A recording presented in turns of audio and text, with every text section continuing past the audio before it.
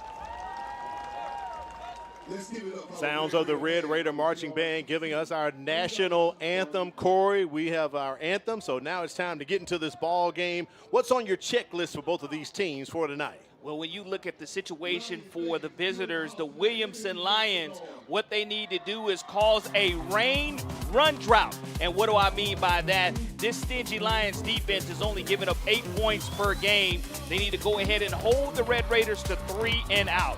Make a roar in the red zone. Anytime the Lions get in the red zone area, they're going to have to put 6 points on the board. They have the offensive weapons to do so. And put a pause on the penalties. Last week's overtime win in Central would not have gone into overtime had it not been for a few penalties that were called against Williamson. The BC Rain Red Raiders, in order to win tonight, they must sustain drives and have no drive killers. Staying ahead of the sticks down and distance is going to be very important. Turnovers, they cannot turn this football over and give Williamson any added extra possessions, and they must play special. In the third phase of the game, that is punting, that is extra points, that is all aspects of special teams play, must be great for the Red Raiders to have an opportunity to win tonight. All right, Corey, we appreciate that. We'll check back in on that checklist a little later on. Right now, we got to check in with our third member of the crew, Kimberly Dunn. It's time for our BSN weather forecast. Kimberly, it feels like a great night for some football. I couldn't have said it better. Out tonight is going to be a great night for football. We're having the lowest humidity tonight we have seen so far this season. We're only at 50% humidity at kickoff, and it will only go up just slightly by the end of the football program to 73, but that humidity is much lower than we have experienced so far this season. Our temperatures are also very good. We're seeing them in the 80s tonight, so it's a great night for both of these teams to play some football and a great night for a rivalry game. You're right about that, Kimberly. It is a great night for football. Weather shouldn't have an impact, Corey, so let's get into your impact players. What guys should we keep our eyes on tonight? You definitely want to be watching for the Williamson Lions. Sophomore linebacker Ellis McGaskin. And right now we do have Ricky Nichols on the screen, so we'll just go ahead and go with the BC Reign Red Raiders. Ricky Nichols is a senior linebacker, leads this Red Raiders program in tackling. And then you flip to the offensive side of the ball.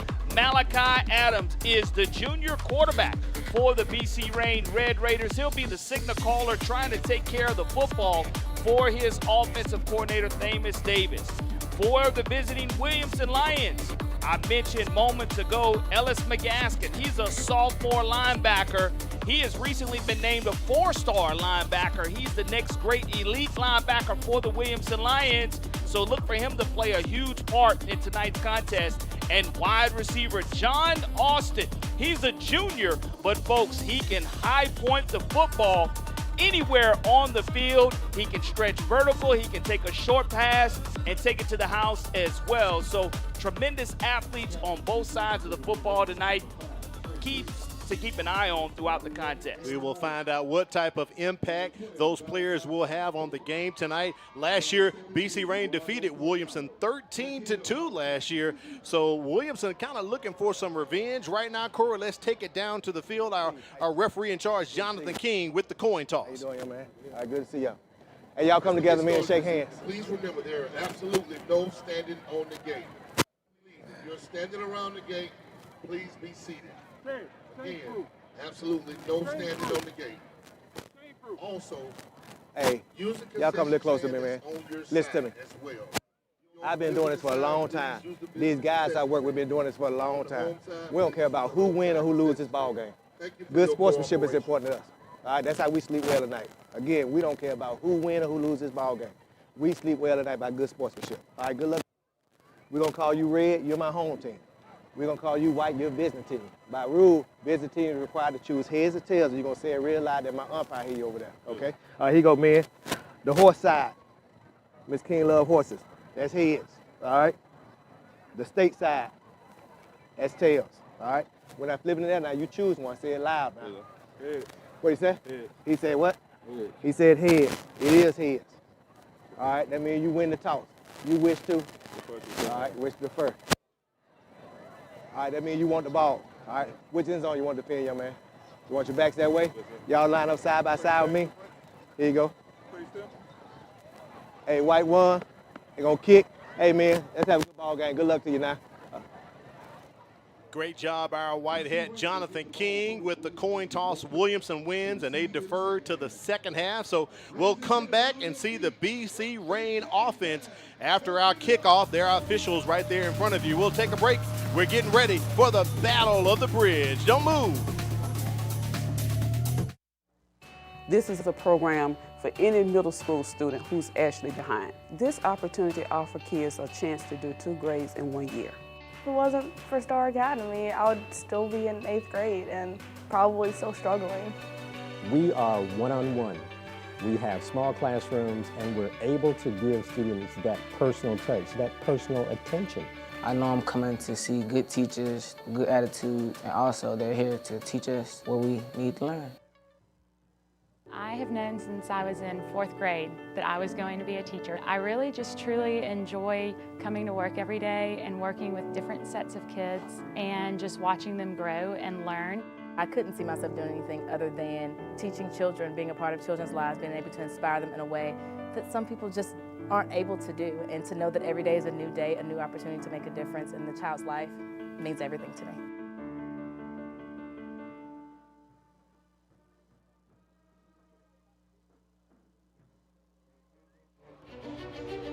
High school students, are you looking for a way to become a better leader? Then the Junior Officers Training Corps may be what you're seeking. If you would like to develop self-reliance, learn ways to be more responsible, and improve your communication skills, you can do that and more when you register for the Junior Officers Training Corps. The JROTC program is available to all high school students in Mobile County. JROTC, we build a better you.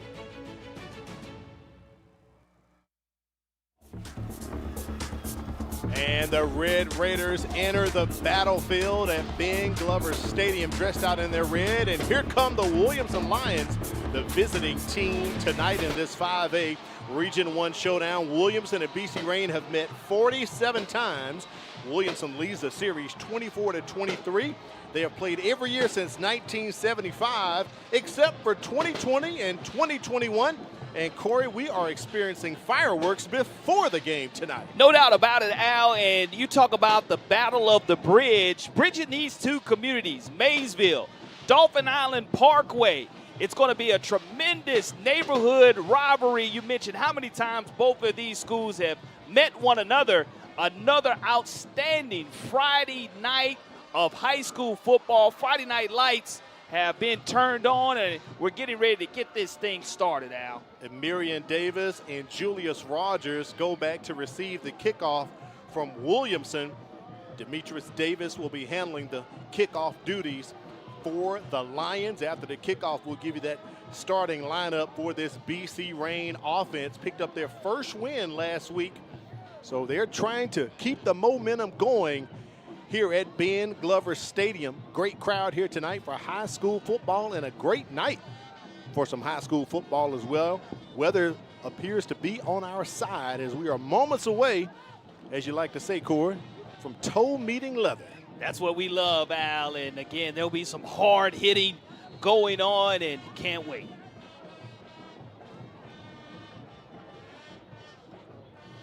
Davis kicks it off. It's going to go out of bounds. That's going to set BC Rain up with some great field position. Let's see if they make him re-kick or they're just going to take it. And they're marching. Let's see. Coach Yielding says he wants to take that field position. Let's look at this BC Rain offense. Quarterback Malachi Adams is a 70% passer with 3 touchdowns, 3 picks. Now the Red Raiders will be run heavy behind leading rusher Jermani Rogers. He's just under 500 rushing yards with 4 touchdowns. Freshman wide receiver Darrell Blackman Jr. He'll be the main target of Adams. He has 2 touchdowns and averages 16 yards a catch. Up front, the Red Raiders are big, averaging 264 pounds, led by senior tackles Gerardo Fortunato and Isaiah Hawthorne, guiding an offense that averages 110 rushing yards per game. They're definitely going to try to keep this thing on the ground, as you talked about, Corey, and try to make the clock their ally tonight. Defensive coordinator John Mitchell has a defense that's only given up 8 points per game. And again, you'll see them based out of this 3-4 defense, and you can look for the linebackers to get downhill quickly. Down and distance going to be critical to start this game. 1st and 10 from the 45. Great field position for BC Rain. They come out airing it out. Pass is incomplete, intended for Darrell Blackman Jr. Just talked about him on the intro there. Darrell Blackman Jr., the 6'2", 190-pound freshman, has 12 receptions for 191 yards and 2 touchdowns on the season. I love the fact that offensive coordinator Thamus Davis dials up a long ball early. Nothing to lose there with outstanding field position on the kickoff going out of bounds. 2nd down for Adams, leading this BC Rain offense.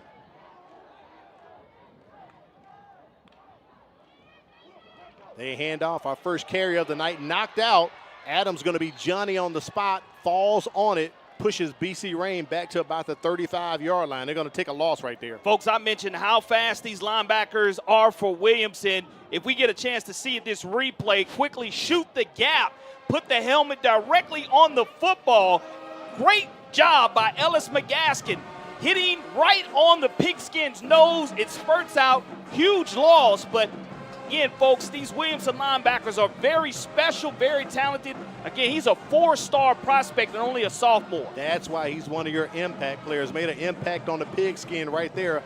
A late entry on the sideline from BC Rain. And I think Coach L.T. Yielding may have to burn a timeout. The play clock was approaching 0 with 11:08. He was trying to run someone on the field at the last minute. DeMarcus Williams, I believe, was trying to get on the field.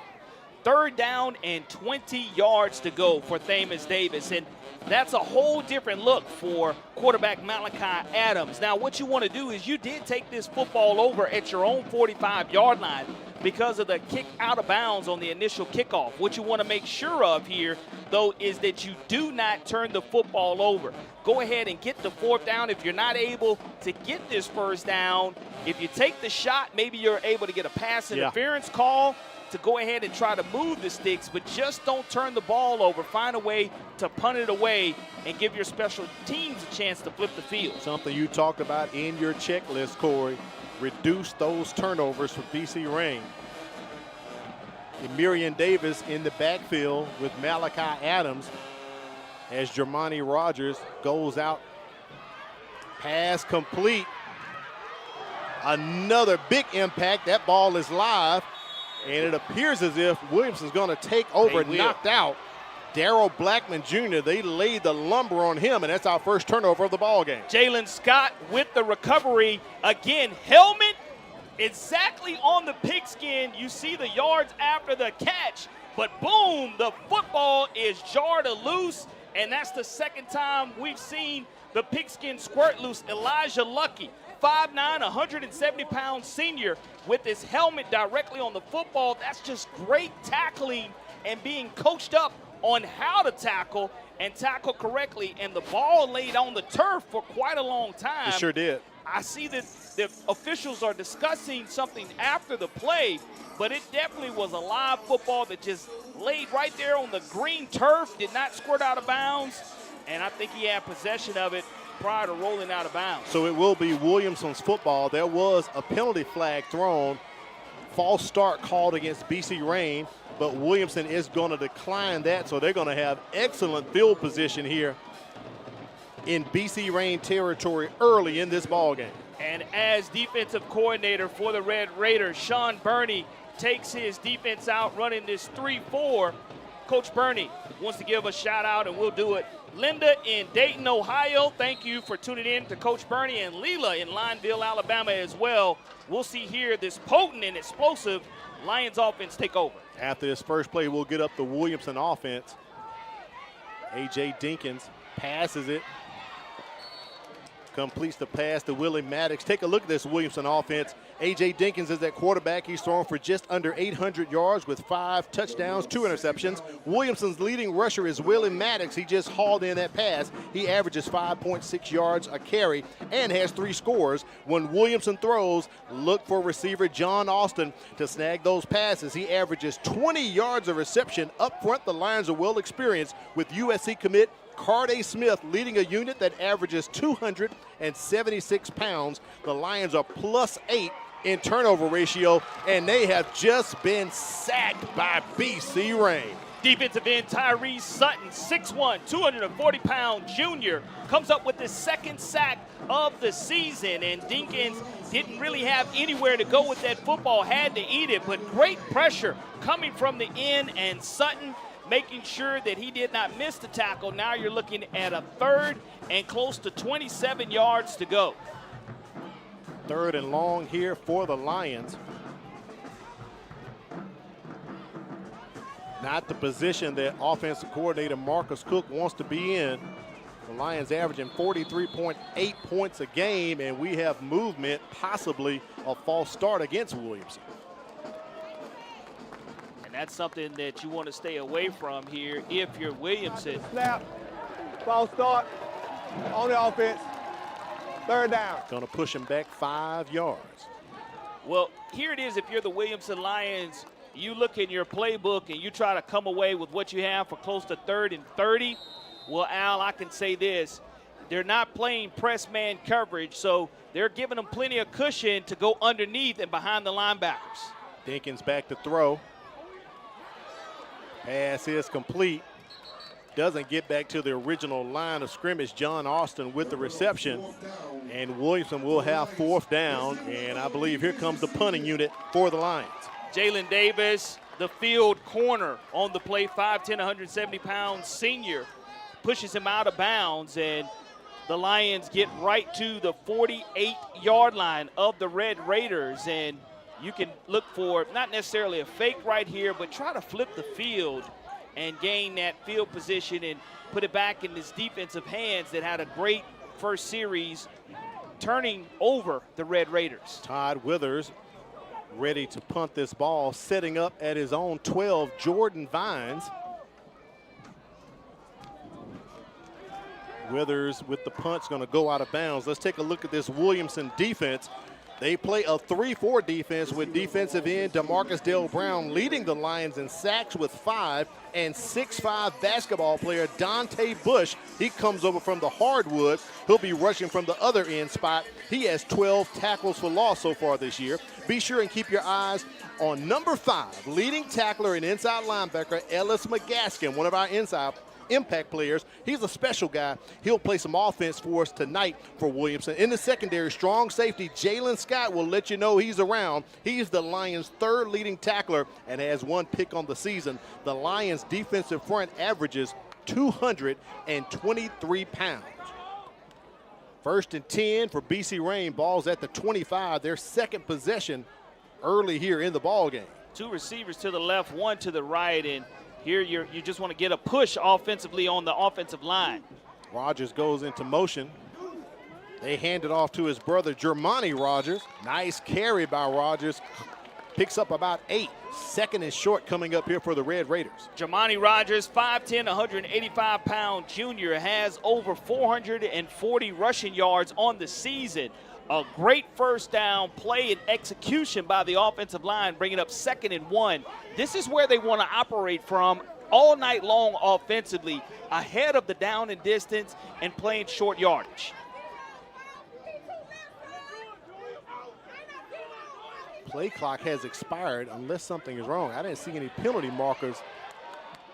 Rogers will have enough to pick up the first down. I saw it sitting at zeros for a few seconds. So we'll have to find out if the play clock is operable. But that's first down. Sticks are going to move for BC Rain. That's what you want if you are offensive coordinator Thamus Davis. And you just get behind this big offensive line of Bradley, Coates, Reed, Hawthorne, and Fortunato. If they're able to go ahead and get you 2 or 3 yards per down, you're in a plus situation from an offensive standpoint. Empty set. They're setting up the screen. Nice pass and completion right there. Close to another first down. Julius Rogers with the reception. Let's see where they mark it at. That's his 11th reception on the season. A 5'10", 175-pound junior picks up another Red Raider first down, and you can see just a great conservative call, because what happens is the aggressiveness of the linebackers leads to the overflow, and you're able to dink it down and have a nice designed offensive screen play that picks up your first down. That screen picked up 15 yards for the Red Raiders, approaching the midfield stripe.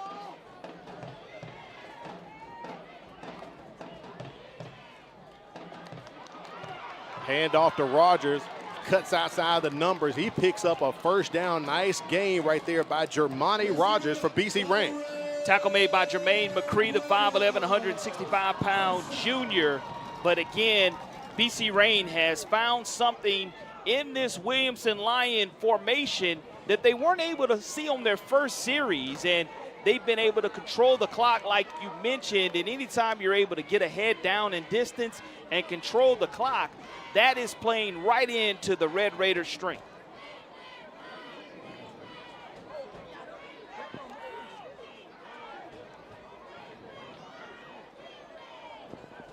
Adams taking his time, milking the game clock.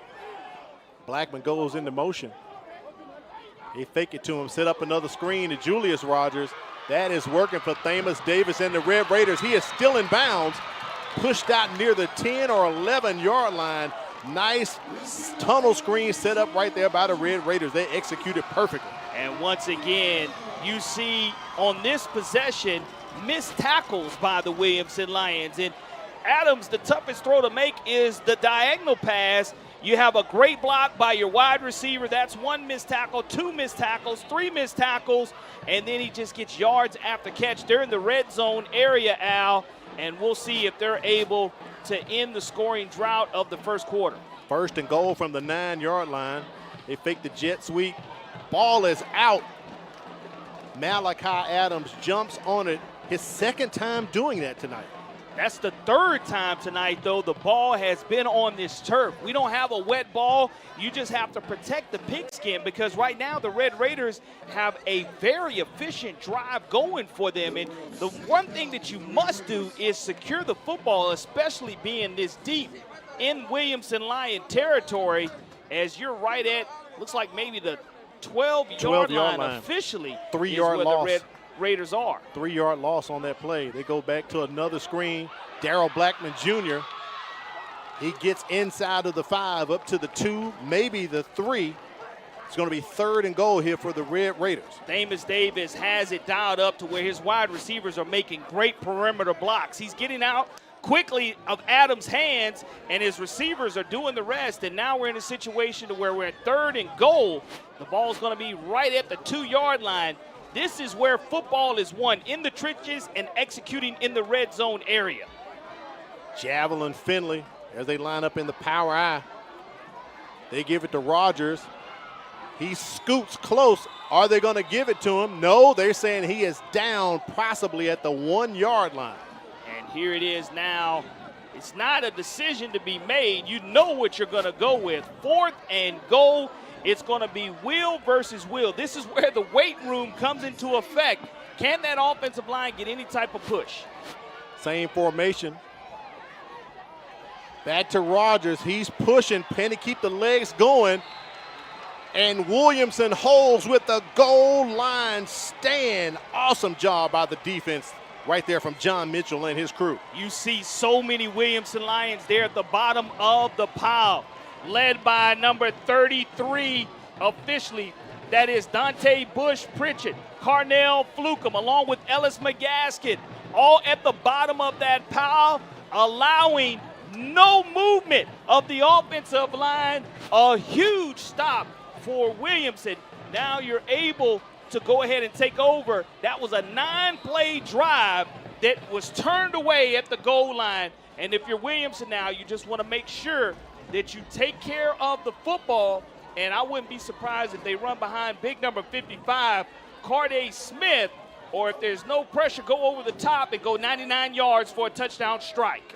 Got to get it out of the end zone. They keep it on the ground. That's going to be a safety. Corey, I can spot that here from the press box. And that's a huge hit by our impact player for the Red Raiders, Ricky Nichols, 6'1", 210-pound senior. That's his 33rd tackle on the season, his 3rd tackle for loss. He shoots the gap and absolutely crushes the running back. And Williamson did not have an opportunity to get Todrick Withers out of the end zone. And it's going to be our first score of the game. It's going to be a defensive score with a safety. Kimberly is with the guest, and I know she's excited after seeing that safety. Who do you have with you, Kim? I know she's excited. I'm here with principal for Williams. You just saw that play your team made. How does that make you feel? Great, because we are so excited to have everybody down here on this end of the parkway. The community, you know, kids, and this is one way that we have so much Raider pride here on this campus, and our students are out, parents and our fans. So we're just so glad here here on this end. Only great things athletically, but also academically. Can you tell us a little bit about your signature academies and even your aviation program? All right, so our aviation program, happy about that.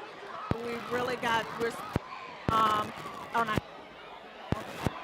this year done. Their life for the program, which last year was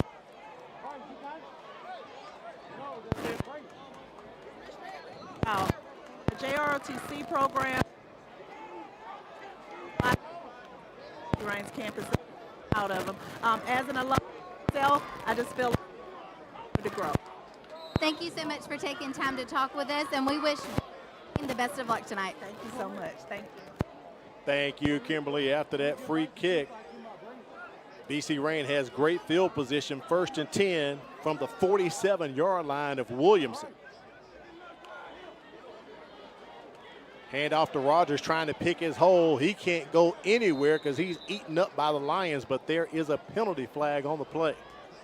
Well, I will say this, the free kick was an outstanding free punt by the Williamson Lions, but you had a goal line stand, and Ricky Nichols said, okay, offense, we weren't able to get the yard. I'll get it back for you and tackle you a yard deep in your own end zone, causing that safety, and that's a huge momentum play for the Red Raiders.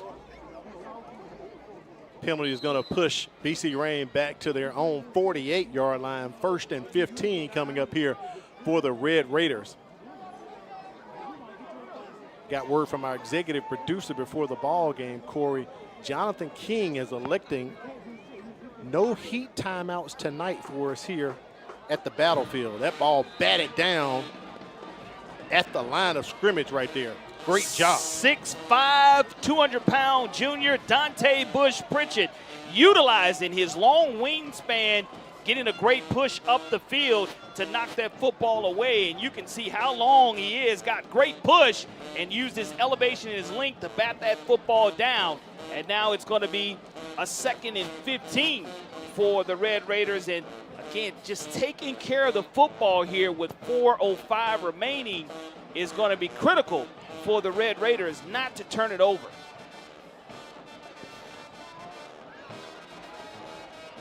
Adams flips it out. Coming out of the backfield with the reception, and Marion Davis gets past the midfield straight up to the 49 of Williamson. 3rd and about 13 coming up here for BC Rain. That coming out of a trips bunch formation, but I love how quickly Malachi Adams is able to get the football out of his hand and not running vertical routes, just quickly getting it out to the perimeter, swing passes. Love the rhythm that you allow Malachi to get in, and that's the hardest throw to make for Malachi, is those that are laterally just 2 or 3 yards, but he was successful in that. One's going to bring up money down. 3rd and 12 here for the Red Raiders.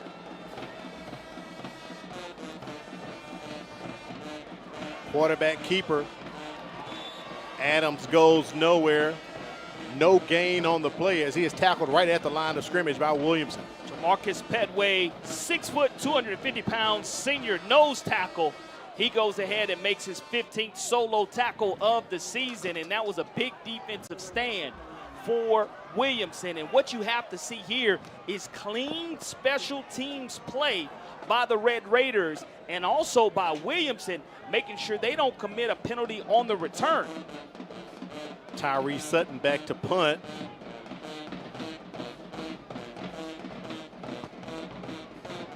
Sutton gets the punt off straight up, and Williamson will fair catch it at their own 38-yard line, so they're going to have decent field position. But I will say this, Corey, much better field position than being right at the goal line. They had the goal line stand, but they've given up the safety, down 2-0 right here late in the first quarter. Now what I want to see here is to see if Williamson decides to go deep, depending on the type of press coverage that they see from the Red Raiders. I'm looking to see if there's any help over the top for these one-on-one matchups, but it looks like BC Rain is content to give Williamson anything that is quickly thrown out and not going vertical down the field. 1st and 10 for Williamson. They hand it off to Maddox. He's eaten up behind the line of scrimmage. Let's take a look at the BC Rain defense. The Red Raiders play a 3-4 with Mike linebacker Ricky Nichols leading the team in tackles and sacks. We saw that. He got a safety tonight. Aaron Moore will lend a hand from his bandit backer spot. He has caused a fumble and has a sack on the year. Defensive end Tyree Sutton will look to pressure the Lions, while cornerback Jalen Davis provides help from the secondary with 1 interception and 5 pass breakup. Up front, the Red Raiders average 245 pounds across that line. 2nd and about 11 coming up here for Williamson. They are airing it out. Pass is complete. That's a first down. John Austin with the nice catch. He's one of my impact players for a reason. This young man, 5'10", 170 pounds, he can make it go. And that's going to be Williamson's first down. And he's a huge target there and a reliable target as well. I've seen him play in a few games and live and in person. He doesn't drop many balls that are thrown his way, and that gives Alvin Dinkins, his quarterback, a lot of confidence in him. Williamson on the move, 1st and 10 from the Reign 40. Maddox with the carry, picks up maybe 1. I think they are going to credit him with 1, so we'll call it 2nd and 9 here for the Lions. Steven Scott, the 6'1", 300-pound nose tackle. He's a senior along with Ricky Nichols coming in to make that play. A 1-yard game. It's going to be 2nd and 9, and you can see the sure hands of John Austin making sure he comes away and moves the sticks for Marcus Cook's offense. And here as Dinkins continues to get more comfortable, if they don't have any help over the top and are playing press coverage, you can look forward to go right back to Mr. Austin.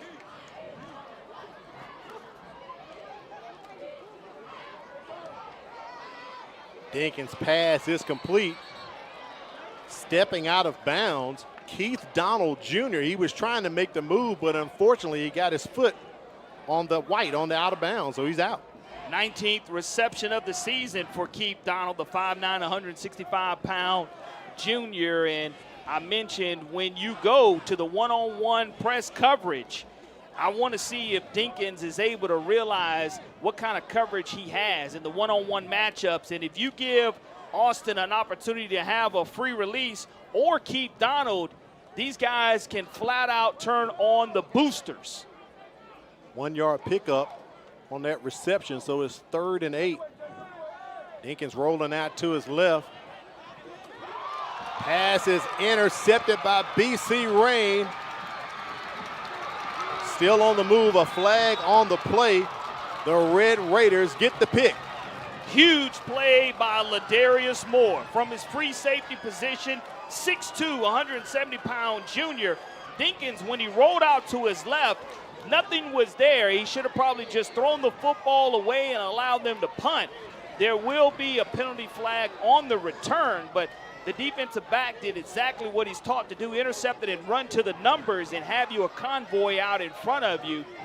We will see that penalty flag come out, but not before the big INT by Ladarius Moore. Just talked about him on the BC Reign defense. That's his 2nd interception of the season. After change of possession, blocking the back on defense, gonna be 1st down.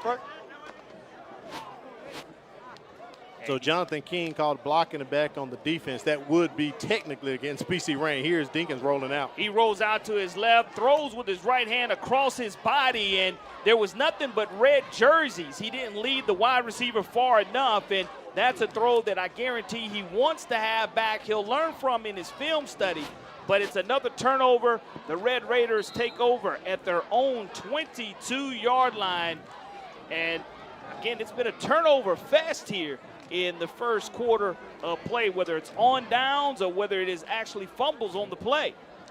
Turnover by each team, but a very exciting first quarter so far. Nice run right there by Rogers. Scoots forward for about a yard or 2. It'll bring up 2nd down. Correction on it, not Rogers, but a Marion Davis on the carry. And what we see is a 1-yard gain on that, and there'll be one last play here on the first quarter. As Al, you mentioned a great point with this not being a heat timeout game, the flow of it will go very, very quickly depending on penalty flags and the amount of timeouts that are called by each team. BC Reign will have to snap this ball. About an 8-second difference between the game clock and the play clock. And there it is. They're discussing that now. It went from 28 seconds to 14 seconds. I did notice that, Corey. Correctly, now the clock should be at 14.3. That is correct.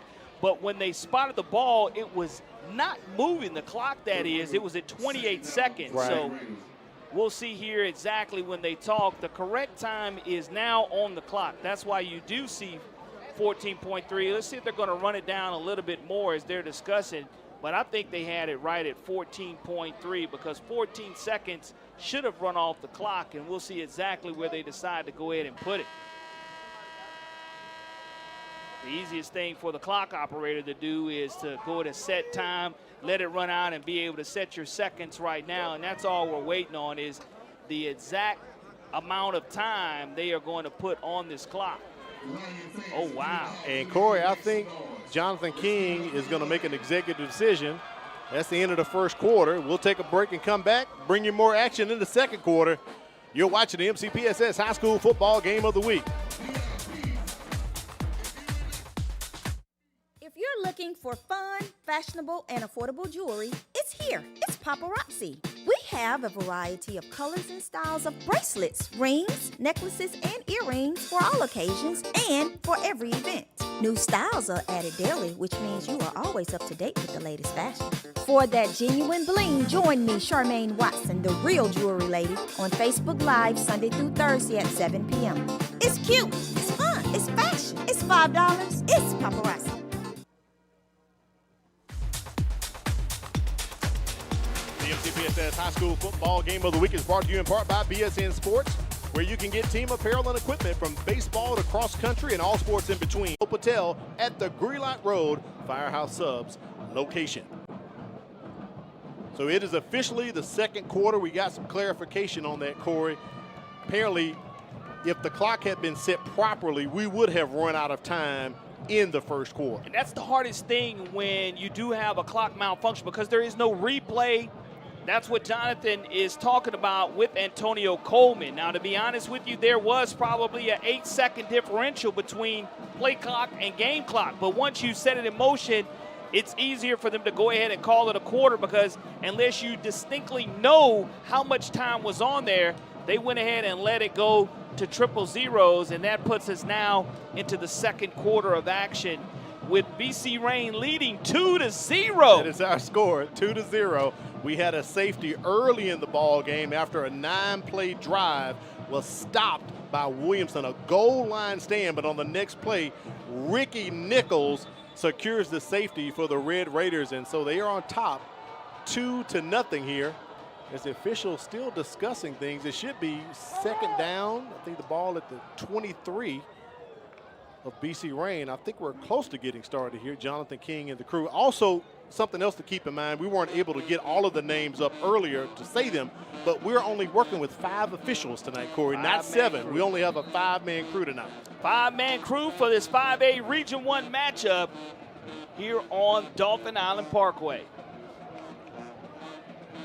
And off to Rogers, up the middle he goes, past the 25-yard line. The pile extends forward, close to about the 27, so it's going to be third down and about 5 here for BC Rain. Keontae Petway, 5'11", 205-pound senior outside linebacker with that stop for the Williamson Lions. And now we're at a third, and we'll go ahead and call it 4. 3rd and 4 for the Red Raiders, and we have seen Malachi Adams get the ball out very quickly to either Daryl Blackman Jr. or hand it off to a Marion Davis or Jamani Rogers. So at 3rd and 4, we'll see exactly what we have here is Jonathan King is discussing with his partners exactly if there's a penalty flag or not. We had a penalty flag, Corey. It's false start against BC Rain. I couldn't find it on the field, the flag, but I believe it was on the near side here on the BC Rain sideline. So that's going to push Rain back 5 yards. Well, the play is all for naught. The tackle is all for naught. I don't know how we got a snap off with a play run there. So you're going to back them up 5 yards, and now you're looking at a 2nd and 15. Correction, that's a 10-yard penalty right there, because they had 3rd and 4 coming up. So it may not have been a false start. They have marched it back inside of the 20.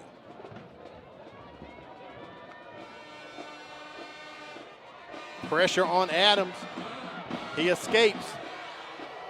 Completes it across the middle to Julius Rogers. Got behind the linebackers, but most importantly, he got beyond the line to gain. It's 1st and 10 coming up for BC Rain. Credit Malachi Adams on this one, folks. He avoids 2 Williamson Lion defenders, ducks underneath both of the sack opportunities. You just have to break down and get a little lower defensively and square him up. Look at Adams here on this throw. He avoids the rush not only once, but twice. And he's able to step up in the pocket, keep his eyes down the field, find an open wide receiver, and the rest is going to be a 1st down for Julius Rogers. Incomplete pass intended for Jermaine Luton. 2nd down and 10 coming up here for the Red Raiders. I like how Adams got out of that nasty situation he was in, Corey. Kept his composure, found his guy, and hit it. The biggest thing for a quarterback is when you are pressured, you can't be looking down. You must keep your eyes down the field because your receivers are either going to come back to the football or keep running the routes. And because of it, first of all, he protected the football, kept the play alive, and extended it with his legs, and a great job of showing his strength also as a quarterback.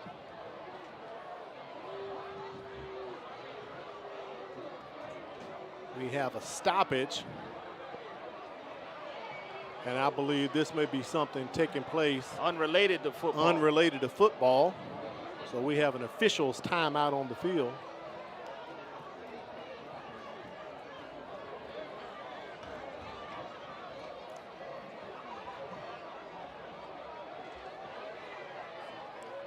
And as we get ready, Al, to ready here on the next play, what you have to be aware of if you're BC Reign is that Williamson is looking to lay the lumber on you defensively, and they have, causing a few fumbles and having that interception as well. But if you're Adams, you just want to make sure that you take care of this football and put yourself in the best position offensively. As we were about to get back to play, a penalty flag comes out. Prior to the snap, false start on the offense. Second down. Now that is something you talked about on your checklist for BC Reign. They had to watch their penalties tonight. Yeah, you don't want to be behind the sticks down in distance. You want to make it easy as possible for your junior quarterback and make it easy for your offensive coordinator as well. And when they have two receivers to the right, two to the left, you're able to hand this ball off and get yourself a good draw as well if your offensive line's able to get a push. Rogers goes into motion, trip receivers to the top. Adams looking that way, escapes some pressure.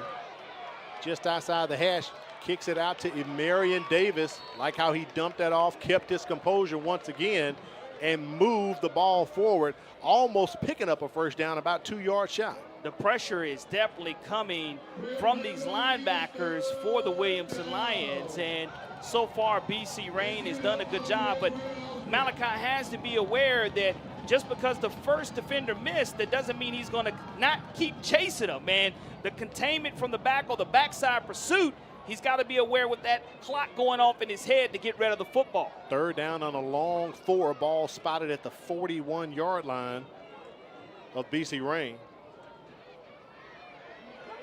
Pressure on Adams. He can't escape this time as he is sacked for a loss. Demetrius Davis, the outside linebacker, 6'1", 200-pound junior with his first sack of the season. And that is a great job by the outside linebacker, bringing pressure, making sure he does not miss his opportunity to get a sack on Adams. And now you're going to have to punt this football away. And if you are the Red Raiders, you have to be aware of how many Williamson decides to bring with pressure and where they're bringing the pressure from. You see the wedge set up with 3 set up in the backfield to protect the kicker. Tyree Sutton kicks it into one of the Lions. BC Reign falls on it. Williamson's going to have great field position inside of the red zone, inside of the scoring zone at the 10-yard line on that block punt. Regardless of the wedge that was set up, Williamson found that weakness, the same weakness that I saw prior to. 2 seconds, it was just too late to get off, and it was a great block by Taj Overton, the 6'2", 185-pound senior, timed it great. Williamson is at their own 10-yard line, 1st and goal for the Williamson Lions.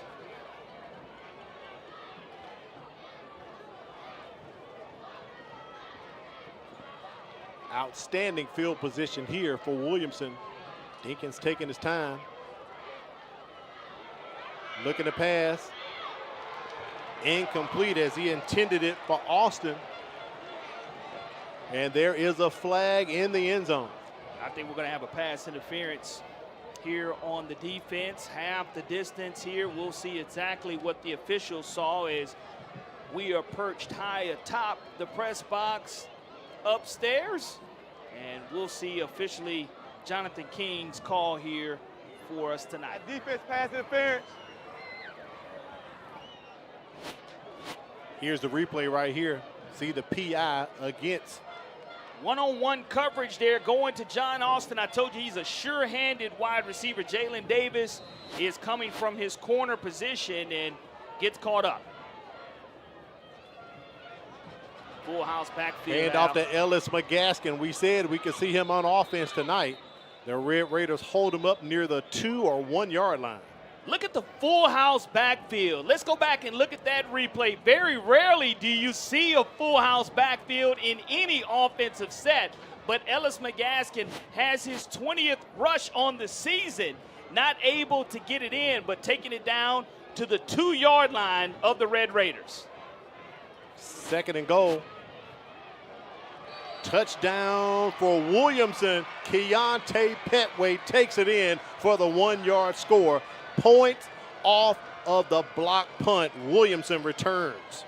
Well, that's something that you have to be happy about, that your special teams were able to set up a score.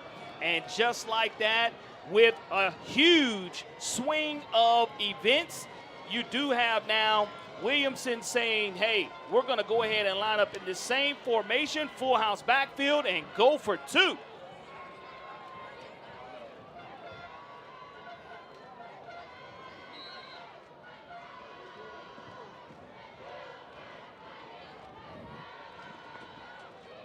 They give it to Ellis McGaskin. Rain shoots the gap, so the try for 2 is no good. Our score, Williamson 6, BC Rain 2. It's not a baseball score. We'll be back with more football. You're watching the MCPSS High School Football Game of the Week. There's a lot to like about Mobile County Public Schools. What I enjoy about Mobile County School is the extra attention my teachers give us to help us learn. Teachers are liking their access to technology, and students are liking the quality of their education. I like the technology that's been incorporated into my education. And since 1826, you have trusted us to prepare your child for their future, and we like that. Mobile County Public Schools. We are learning today, leading tomorrow. We welcome you back to the MCPSS High School Football Game of the Week. Let's check in with Kimberly Dunn on the sidelines. We've talked about all night how exciting of a game this is for both of these teams and these communities, and there are actually still lines of people waiting to get into the stadium, and the stands are already full on both sides. So both of these communities have showed up for tonight's game in order to see this competition and see what the outcome is. Thank you, Kimberly. There's our kickoff. You know, it's the Battle of the Bridge, the 48th meeting between these two teams, taken by one of the up guys. Nice return right there by the big fella. And what we've Jordan Walker with the return. What we also have seen, Al, is BC Rain almost doubling up the amount of plays offensively that have been called. And you mentioned that BC Rain has to and wants to control this clock. And how do you do that? By doubling them up on the number of play calls that you have offensively. Now, our score is going to say 6-2 with 7:07 remaining here in the second quarter of action. And we'll see here if the Red Raiders can take care of this football and get some positive momentum. 1st and 10 from their own 41. Handoff to Miriam Davis as he is leveled at about the 44-yard line by Williamson.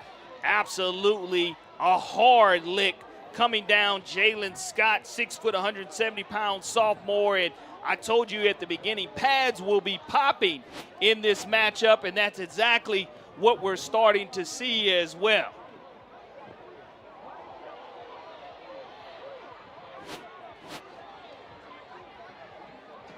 And now you're looking at a second down and 8, I believe. Yeah, 2nd and 8 for sure. Ball placed at the 43-yard line.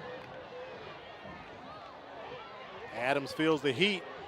Almost had it complete. Intended target, Darrell Blackman Jr. That's going to set up 3rd and long here for the Red Raiders. Great job in coverage by Demetrius Davis, the outside linebacker that we saw earlier make a huge call. And now you're in a situation with 3rd and 8. If you're BC Rain, yeah, you've been successful with Malachi getting the ball out quickly on the swing passes. You have 2 receivers to the top and 2 to the bottom. We'll see what they go with. They try to go with the screen to Rogers. All I saw was Williamson defenders all around that pass, Corey. Much better job of Williamson adjusting to the screens, because we saw in that second and third drive, BC Rain gashed them with that screen play, and sure did. They're able to go ahead and diagnose that one. But here is special teams, that third phase of the game. We saw them block one just moments ago. You have to have a good snap. You have to make sure that that wedge is protecting their kicker, because Williamson is going to be going for the all-out block.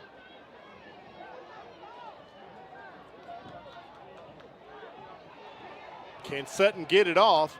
And he does. Actually, a very good punt. Williamson stays away from it.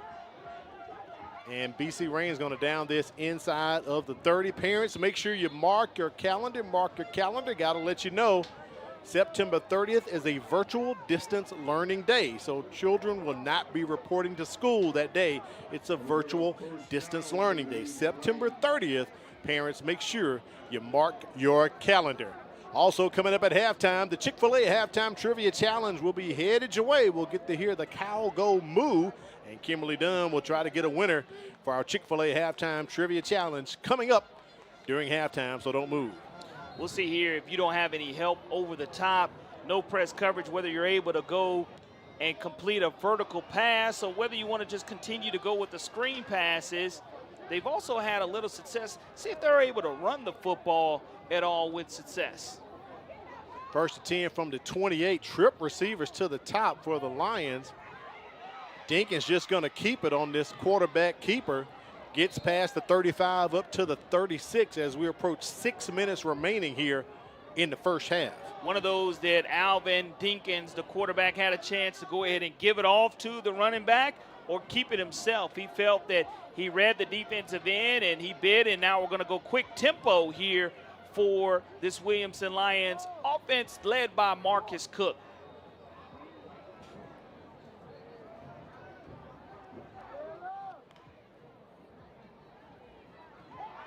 Dinkins has time, rolls out to his right. Just going to keep this one. Very smart of him. I believe he has enough for the first down. He gets up to the 41, so they're going to move the chains. And see, what you see here is a quarterback learning from his mistakes. On the last time he rolled out, he threw it across his body. This time he decides to go ahead, know what the down and distance was needed. He was able to pick up the first down, and now you give it back over to your offense, 1st and 10. See if they can get the Red Raiders and Sean Burney's defense on their heels on this drive.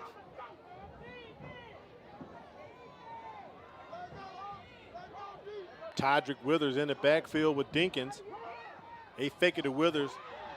Quick out to Ace Davis, but he is eaten up by the Red Raiders.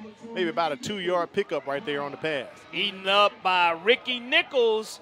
We've already called his name several times tonight. We'll call it once again. The Mike linebacker continues to make plays as a captain of this defense.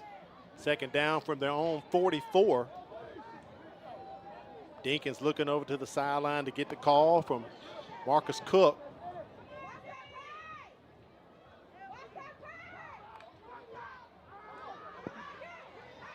They set up the screen.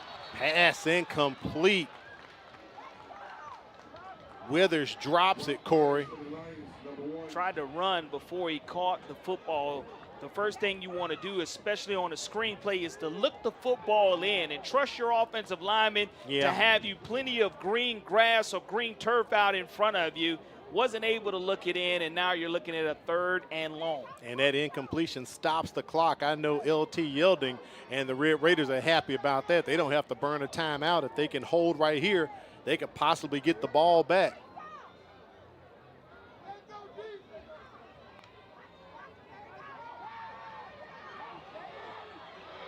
Trying to go over the top once again to Austin. A bit too high for the young man. That's going to be 4th down coming up for Williamson. Keep in mind, Williamson will get the ball first in the second half. They won the toss and deferred. So I'm pretty sure Antonio Coleman wanted to get some kind of points out of this situation to get the old 2-for-1 there if he can. But right now, Williamson will have to punt. What Dinkins was not able to do is to keep that football in play for John Austin. Threw it a little bit too far to his left, and even if he would have caught it, he would not have done so in bounds. And we'll see here if BC Rain's able to get a good return off of this punt. Withers escaped a BC Rain defender, gets off a nice punt. It's going to take a Williamson roll close to the 15-yard line. I think they'll spot it at the 16. So after the roll, nice punt right there by Todd Withers. Now BC Rain's offense comes back on the field with 4:30 remaining in the second quarter of action, trailing by 4 points. That you don't see that type of deficit too often in football, but in this situation, what the Red Raiders have to do is find some type of rhythm, as the punter does a great job of avoiding the rush and stepping up despite the pressure that was being applied and getting it away and getting a nice bounce too. He kept his calm, he kept his sensibilities there, didn't succumb to the pressure. And we have a penalty flag down before we can get the snap off. Prior to the snap, false start on the offense, first down. I know that's something Coach Yelding is going to talk about with the young men in the locker room at halftime. That is a lot of false start penalties against BC Rain tonight. Changes your play calling by 5 yards for sure. They hand it off to Rogers. He gets close to about the 19. Nice run by Rogers right there. Jalen Scott coming up from his safety position, making the stop, and textbook type tackle there, wrapping up and keeping his head up, and you couldn't have asked for a better tackle by your safety, the sophomore safety at that, for the Williamson Lions. 8-yard pickup by Rogers. Under 4 minutes to play here in the first half. Al Whedon, Corley Bounty on the sidelines, Kimberly Dunn bringing you the battle for the bridge between Williamson and Rain, and we've had some licks laid tonight, Corey. Ellis McGaskin, inside linebacker, 6'1", 190-pound sophomore, comes up and makes another big-time stop for the Williamson Lions, and now right at their 20-yard line, the Red Raiders will look to the sidelines and continue to use as much clock as possible. Snap the ball probably with less than 5 seconds remaining on the play clock. 3rd and 6 coming up here for the Red Raiders.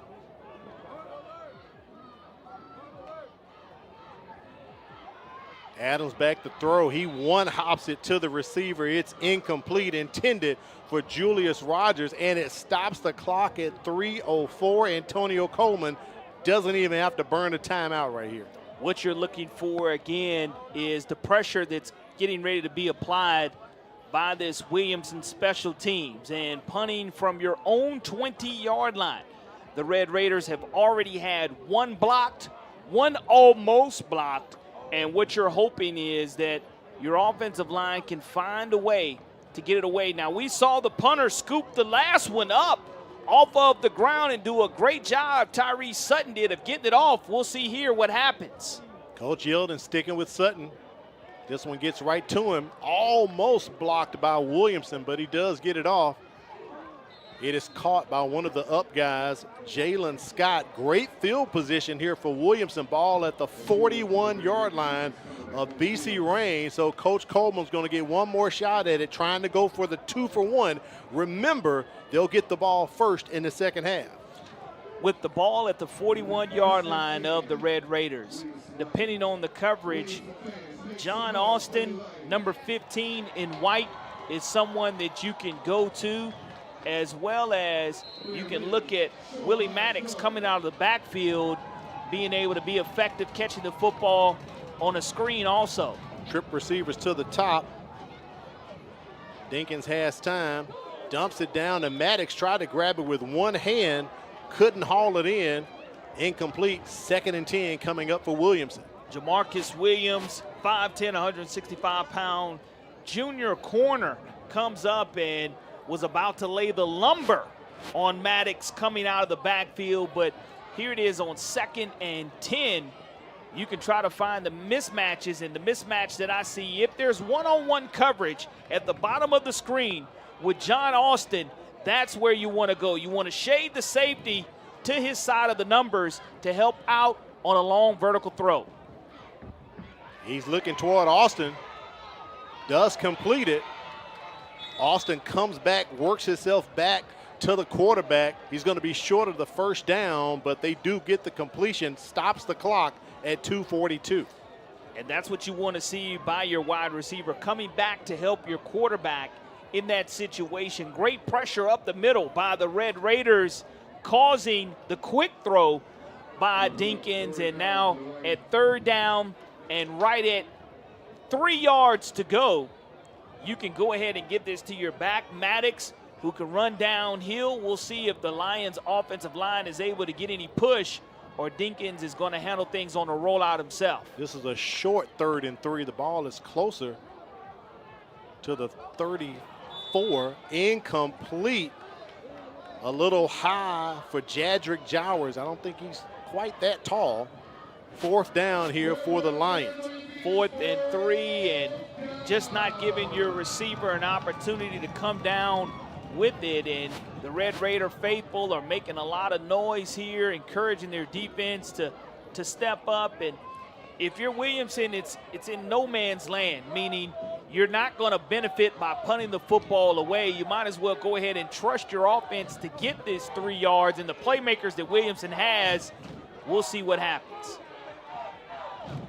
Play clock under 5 seconds. They've got to snap it. Dinkins has time. Airs it out. Has a guy incomplete past the outstretched hands of Keith Donald Jr. He laid out for it. He couldn't bring it home, Corey. Had what he wanted with Keith Donald down the seam. You look at the replay, he's going to hitch 3 times when he steps up in the pocket. 1, 2, 3, and the ball is going down the seam just a little bit too far for Keith Donald, who was open. And if that ball would have been underthrown by 1 yard, it would have been a waltz into the end zone. But it is a turnover on downs. 1st and 10 for the Red Raiders from their own 34-yard line. And just like that, BC Rain gets the gift back from Williamson. One more offensive series. Can they get a score before halftime? And Miriam Davis picks up about 3 on the carry. Clock continues to run. I believe BC Rain has 2 timeouts remaining if they decide to use one. But what you're seeing is positive yardage gain on that play out. Good push by the offensive line up front, getting at least 2 and allowing the clock to continue to run down. And we'll see exactly how the Red Raiders operate here within their 2-minute offense with timeouts left to go in their pocket. Adams' pass is complete. Let's see where the forward progress will go for Jermaine Luton. I believe he's going to have enough with his forward progress. It'll stop the clock momentarily at 1:33. He thought he stepped out of bounds, but he didn't. He planted that foot and hit a reverse and kept going, and the chains are moving. 1st down for BC Rain. Jermaine Luton, the 5'10", 160-pound junior, avoided the first tackler, and you can see here he was able to stay in bounds, was able to make the first man miss, and there he goes off to get the stretch on the sticks. 1st and 10 for the Red Raiders. They go with the quick draw play up the middle, trying to catch Williamson off guard. Marion Davis with a nice carry. It is tempo time right here as we approach 1 minute. Rain does have 2 timeouts left. You work on this every single day in practice, your 2-minute offense, and you have to be aware of what you want to do with it now. With the clock right at 1 minute to go, you're going to decide when to use the timeouts and when not. It's on the 49-yard line, and here we are. We'll see if the Red Raiders go ahead and decide to call this timeout. They do. It does, but 15 seconds roll off of the clock first before they are able to get the timeout signaled in. That part I did not understand. You could kind of see some confusion, but the clock was continuing to run. They stopped it momentarily to move the sticks, but Coach Yeldon wasn't Johnny on the spot right quick right there to get that timeout.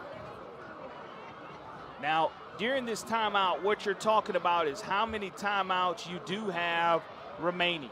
Time, down, and distance are what is so very important for everyone. Time, down, and distance. And you have to know exactly where you are on the field, and not only where you are on the field, but if you have to step out of bounds, know to do so. But if you're Malachi Adams, the biggest thing is do not turn the football over. Correct.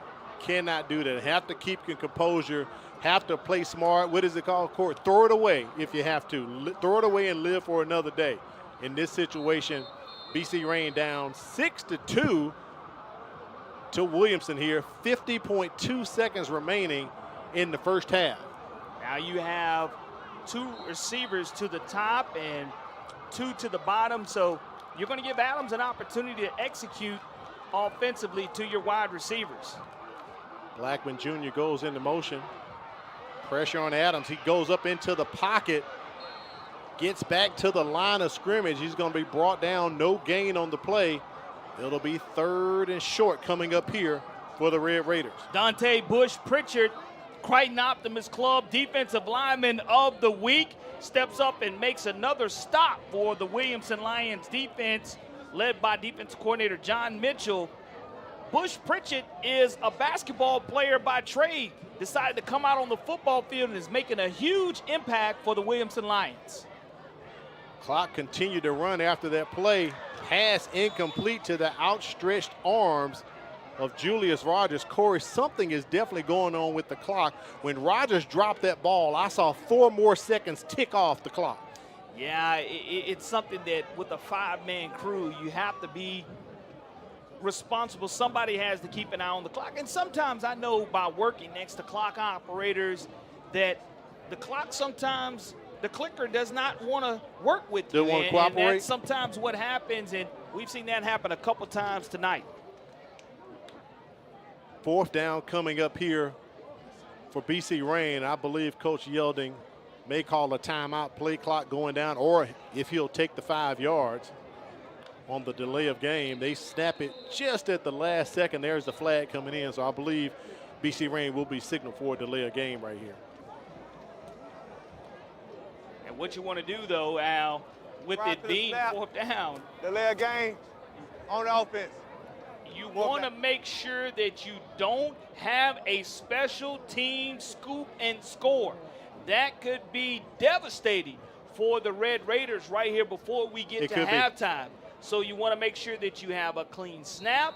You want to make sure that you have a great punt and your coverage without any penalties. So here on 4th down, you might as well roll the dice without punting the ball away. And that's what they're going to do because Malachi Adams is still out on the field unless you want to try to go ahead and quick kick it with Adams. But it looks like it's going to be a go routes by the wide receivers. Offense still out there. Adams just going to air it out. Gets it complete to Darrell Blackman Jr., and that will be our last play of the first half. A very interesting first half that we have had here. But hold on, is there a flag on the play? No, what happened is because it was 4th down, there was clearly time on the clock. Technically, so what you're going to ball have over is on downs. Turnover on downs. Right. It'll be 1st and 10. Now Williamson can decide whether they want to take a knee here with 1 second remaining or whether they want to throw a Hail Mary for the last play. And BC Rain is going to have, we've heard about Mel Kiper Jr.'s problem with cover 2 defenses. Well, now you're going to see about 7 Red Raiders back deep, and they're going to be close to 30 yards deep, not allowing Williamson to throw the Hail Mary. Ball's placed at the 49-yard line of Williamson. If Blackman had stayed upright for about another half second, Corey, possibly we would be at halftime, but he was tackled. And Coach Antonio Coleman does line up offense. On this Demetrius Davis is at quarterback right now. Want to make sure you don't commit a pass interference call because we can't end the half on a PI. And the horn goes off. Davis throws it. It's like a fledgling duck. Very short pass is complete and caught by John Austin, but that will take us to the end of the first half and a very interesting first half that we have had tonight, Corey. Well, we saw that safety to begin things. pinned deep in their own territory. Ricky Nichols did a tremendous job shooting the gap 1 yard deep into the end zone, coming away with that safety. 2-0 is how we started, and we saw Williamson be able to capitalize off of a special teams blunder. That's right. By BC Rain. So points off turnovers there scored, and this is a very interesting game the way things are going in the first half of action. Let's check in with Kimberly Dunn. She has Coach Yelding with her on the sidelines.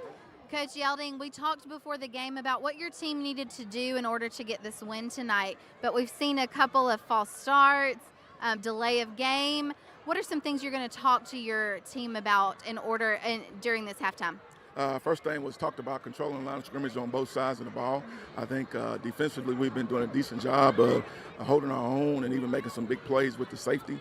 But offensively, they kind of beating us up a little bit. So we got to get in there and get that shored up. I told you about special teams. That was going to be a key component of the team that was able to execute. You know, they got the big block punt there, the short field, and they were able to capitalize on it and score. And as a result of it, that's the difference in the game right now, 6-2. So we just got to get in, continue kind of do the things that we've been doing on defensively, but offensively, we've got to figure out how to give our quarterback a little time and see if he can't make some plays for us. Absolutely. Thank you so much, Coach. I'll let you get with your team. Thank you. Great words right there, Coach Yelding shared with Kimberly Dunn. It has been quite an interesting first half, Corey, I must say, in this ball game. 6-2 is our score. We'll take a break and be back. It's halftime. You're watching the MCPSS High School Football Game of the Week.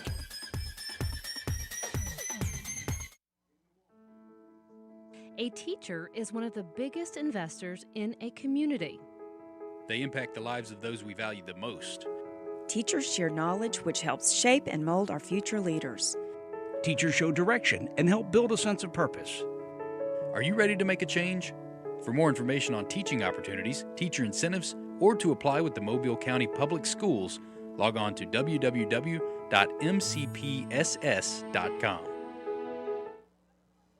Do you feel alone, overwhelmed, or helpless? There's hope. There's hope. Call or text 988.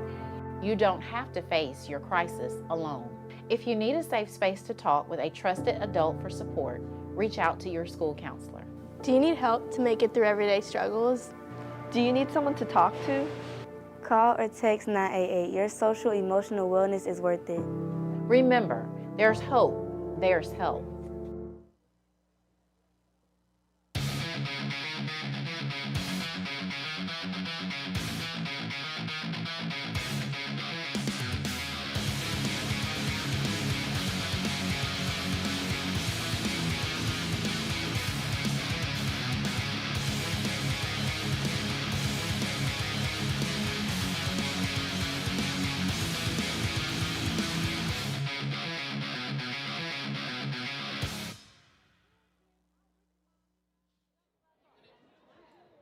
It is halftime here at Ben Glover Stadium, and it is time for the Chick-fil-A Halftime Trivia Challenge. Let's check in with Kimberly Dunn on the sidelines for the Chick-fil-A Halftime Trivia Challenge. That's right. I have a special guest with me that is going to attempt our Chick-fil-A Halftime Trivia Challenge. We have a hard question tonight, but I think he is up for the challenge. Can you tell us your name and where you go to school? D.R. Smith, and I go to Burns Middle School. And you told me that you're cheering for BC Rain tonight, but you have a cousin that plays for Williamson. Is that right? So you're kind of torn. You're kind of a little bit cheering for both, huh? All right, well, we're going to see if you can answer this question for us tonight. And if he is the person to answer the question correctly, he gets these amazing Chick-fil-A gift cards as well as a Chick-fil-A prize pack that has tons of goodies in it from Chick-fil-A and also Mobile County Public Schools. Are you ready for our question? Yes, ma'am. All right, here it is. On February 16th, 1968, in Haleyville, Alabama, history was made with this being the first phone call of its kind. What was this phone call that was made called? Was it a long-distance call, a pizza delivery call, a cellular call, or a 911 call? So in 1968, which one of these calls do you think was made for the first time? Long distance, pizza delivery, cellular, or 911? Cellular. Cellular? That is not the right answer. You want to try again? All right, here we go. D. D, a 911 call? You got it. Correct answer. You are the winner of our Chick-fil-A prize pack. If you want to wave at everybody at home and on Facebook, y'all have a great night. Thank you, Kimberly. We appreciate that. The young man got it. Second time is a charm. We're the winner right there for my Chick-fil-A halftime trivia challenge. All right, right now we're going to take it down to the field. The Red Raider Band are about to perform.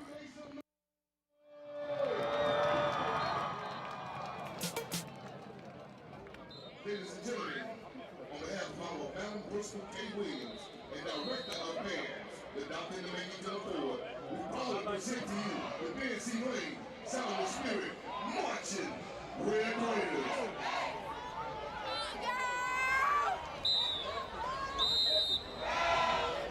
This evening, we're here to show you that it's not the sounds of the band, but the sounds of the sound.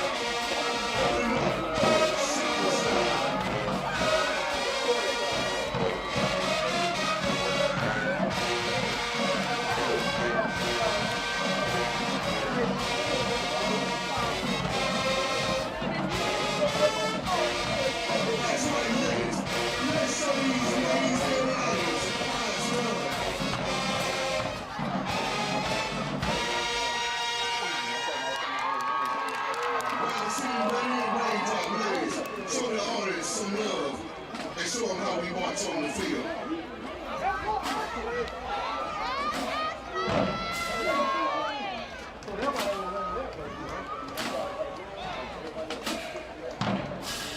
Oh, look at the precision. We're often imitated, but never duplicated.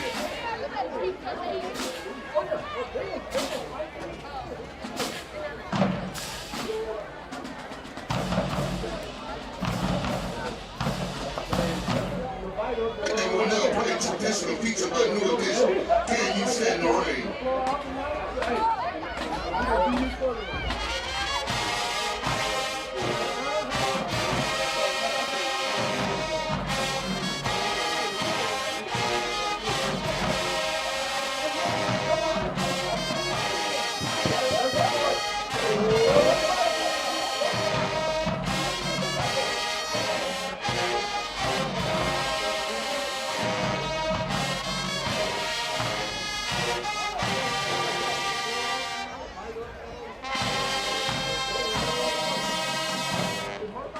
We'll be marching to the classic tune right here entitled Ain't No Stopping Us Now.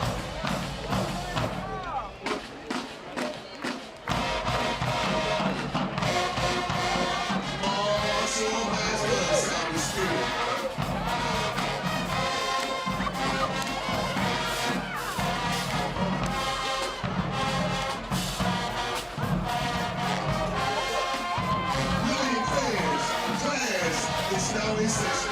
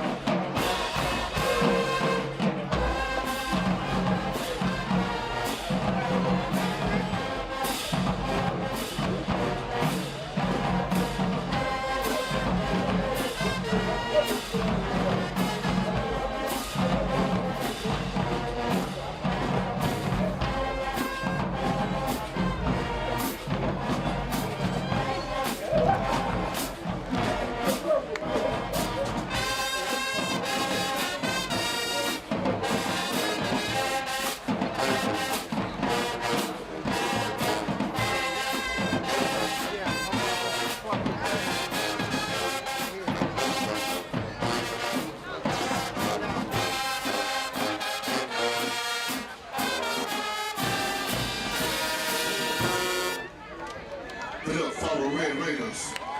Point of we have our lovely Rated Raindrop fan line. Coached by Leah Moore with Captain Mackenzie Scott, co-captain Tanisha Fair. Let's show our talented ladies some love.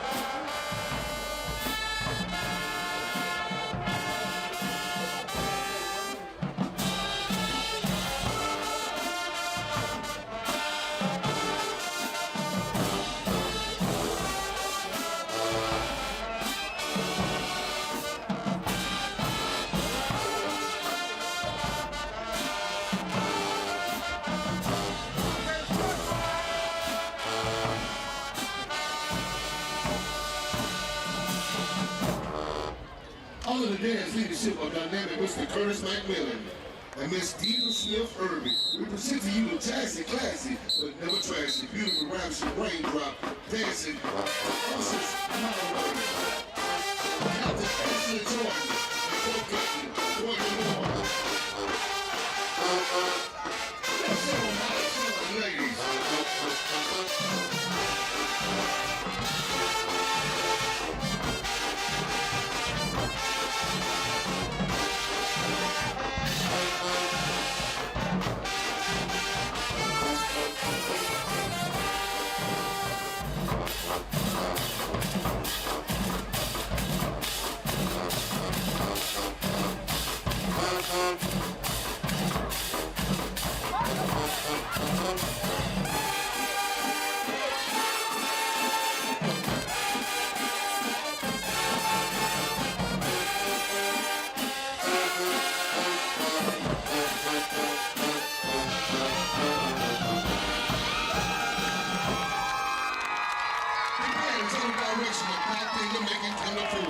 Assistant Director, Mr. Jabari Jackson. Auxiliary responsible, Ms. Arrangers for the sound and spirit, Ian Johnson.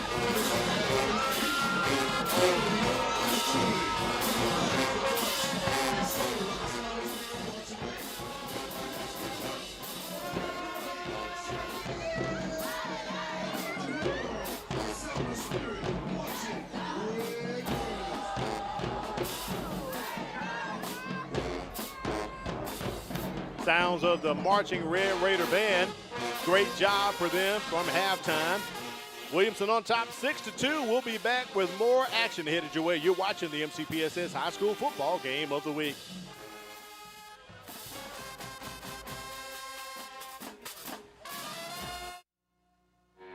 Mobile County Public Schools' Signature Academy program is here to help those students who want to jumpstart their career right out of high school. With more than 100 specialized courses ranging from engineering, computer networking, nursing, welding, and more. We prepare students for college and career readiness. To learn more, log on to MCPSS.com. Mobile County Public Schools' Signature Academy program, preparing students for life.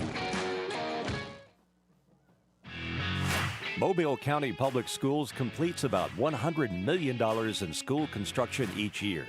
And we're looking for new contractors and construction vendors to help us ensure that all students are learning in top-notch facilities.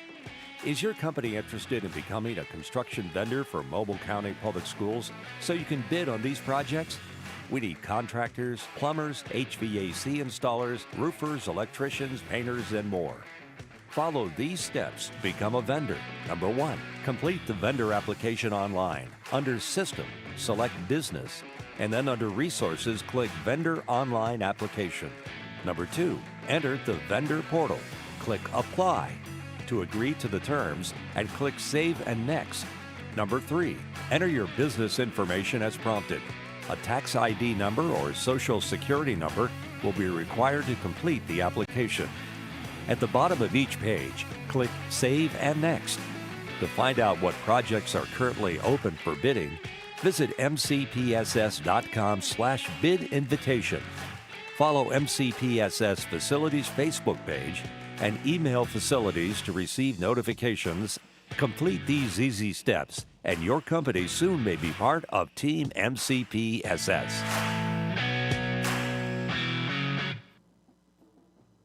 Did you know that missing 2 days of school per month has a negative effect on student achievement?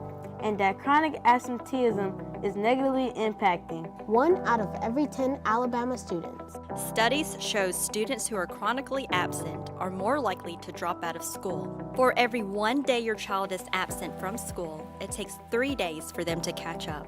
So if I am not sick, make sure I'm at school, because missing school means missing out.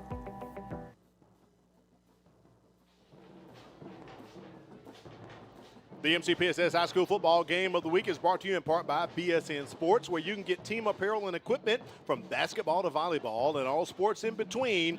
BSN Sports, the heart of the game. Visit them online at bsnsports.com Also, we got to thank Firehouse Subs. Enjoy more subs, save more lives. A portion of subs purchased at Firehouse will go to the Firehouse Subs Public Safety Foundation.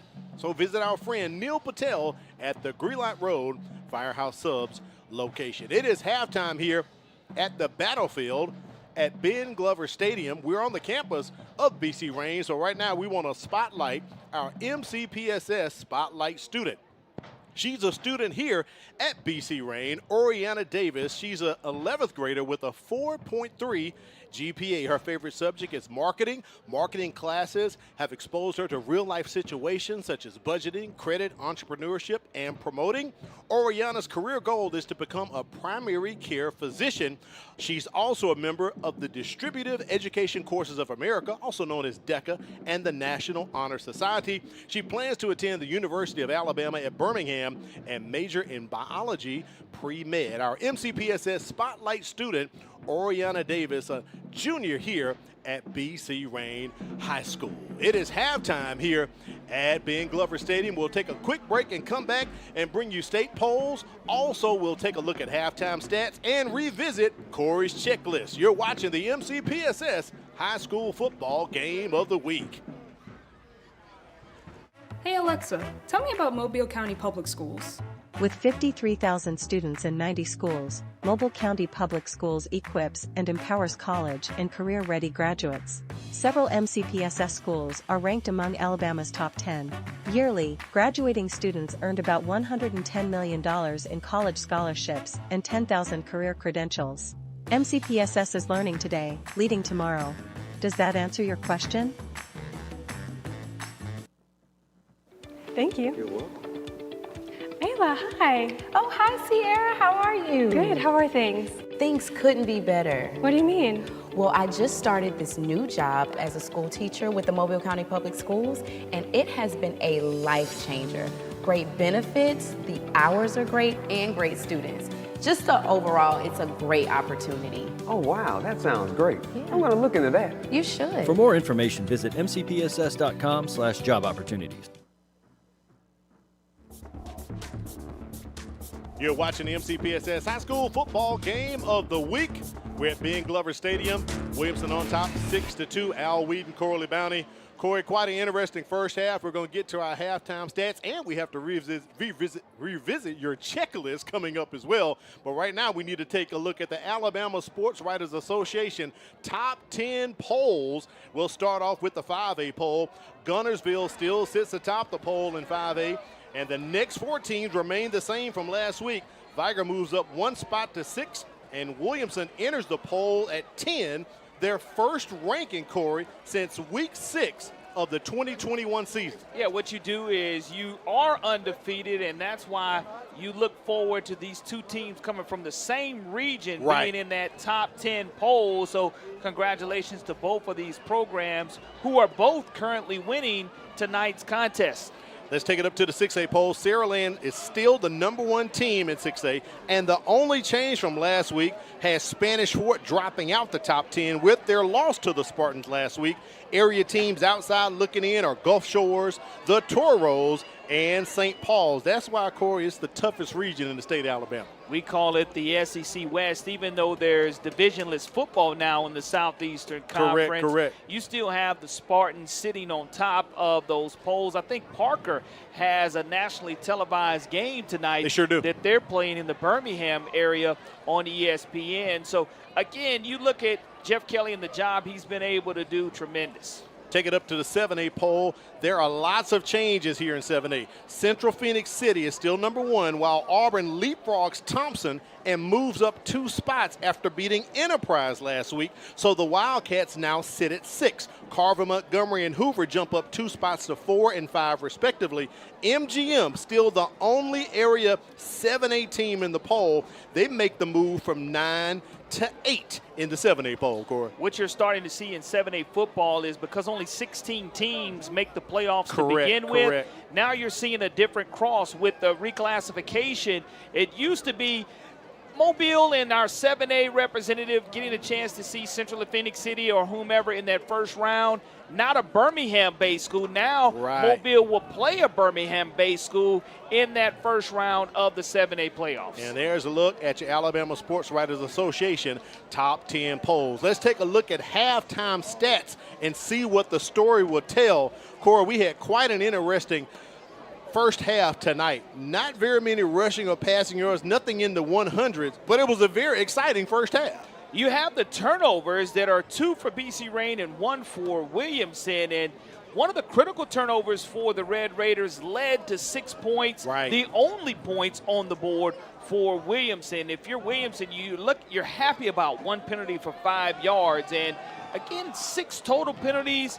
It's been a rather fairly clean game in regards to the amount of penalty yardage, but what's overall impressive is the 6-2 score. 6-2 score. One thing I'm looking at, rushing yards for Rain, 89 yards. They average 110 per contest, so they're close to getting their average tonight. All right, it's time to revisit your checklist, and let's see, did these teams do what they needed to do, what you prognosticated for them tonight, Cora? Well, we'll start with the Williamson Lions, the visiting team. They needed to cause a rain-run drought. And this defense for Williamson giving up 8 points on the season per game. So far tonight, they've only given up 2, and that wasn't by the defense. That was on a safety. So you just mentioned the amount of rushing yardage. Rain has to have that established run game in order to control the clock in the second half. Make a roar in the red zone. Well, we saw the Williamson Lions roar in the red zone, but it was because BC Rain was in the red zone and bowled up at the 1-yard line. And pause on the penalties. We saw that 1 penalty for 5 yards. And for BC Rain, they need to sustain drives here in the second half and have no drive killers, no 1st and 15, no 1st and 20. They have to limit the turnovers. The turnovers are going to be critical in the second half of action, and playing special in that third phase of the game is, to me, going to be the difference maker, and so far tonight has been the difference maker in the first half of action. It truly has to be in this ball game tonight. Williamson comes in at 4-0. The last time Williamson won 4 games in a row was 2020. They finished that season at 7-4 and lost in the first round of the playoffs. So we know they're trying to keep that winning streak going. And at the top of the broadcast, Corey, I talked about the fact they have not started a season at 4-0 in 24 years. So you have to go back to the year 2000, the last time Williamson opened up 4-0. And right now they're going to open up and receive this second half kickoff. Now what's going to be critical once again is to see the offensive adjustments that are going to be made by this Williamson offense. They come in averaging 43.3 points per game and only have 6. So we'll see if it's a true tale of 2 halves. Our first look at Romeo Sanchez kicking off for BC Rain.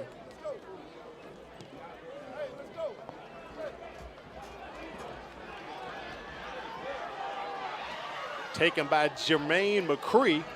McCree gets past the 35 up to about the 38-yard line. So good field position here for the Lions to start off the second half, up 4 points. Smart play by Ricky Nichols. He wanted to pick up the ball carrier and suplex him. He did, and Corey. he thought about it, and he's learned his lesson. That's the growth and the maturity that you love to see out of Ricky, knowing that if I suplex him, yes, it's going to be a great tackle, but it's going to cost my team 15 yards. Cost him 15 yards. So 1st and 10 from the 38 here.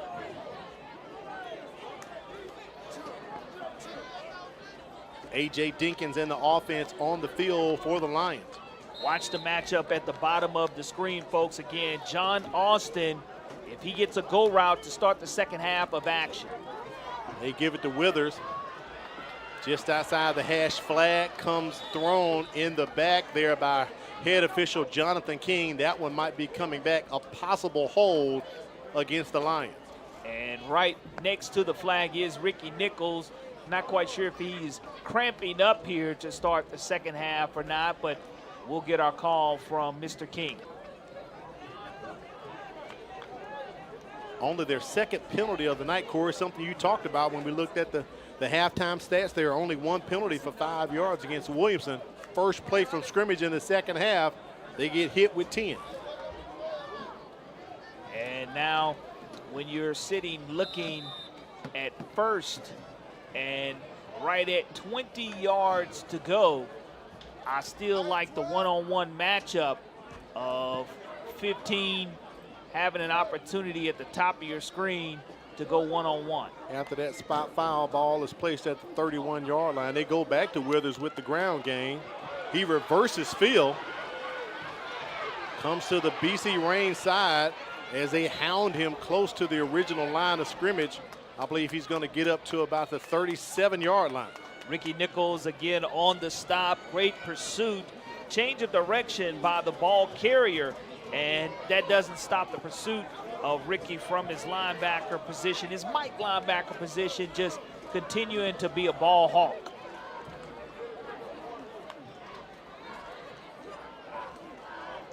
Second and about 11 here for the Lions. Taking their time, looking to the sideline, getting the play call from offensive coordinator Marcus Cook, former head coach of the Viger Wolves in his first season with Williamson. Pressure on Dinkins, they flush him out. Very smart move by the young man, just simply throws it away. Lives for another day, third down and long here for the Lions. Great job defensively of the Red Raiders. Aaron Moore, the 6'3", 250-pound junior bandit linebacker. I think that there may be a hold that could possibly be called against the Lions. I think it might be, Corey. And there's a signal by Jonathan King. So 2 holding plays on this series. Thus far, Williamson shooting themselves in the foot. You just want to clean that up if you're an offensive lineman, but that sometimes happens when your quarterback scrambles out of the pocket. You lose your technique and your fundamentals, and now it's going to be second and a DIP country mile here for the Williamson Lions. Ball spotted at the 27-yard line.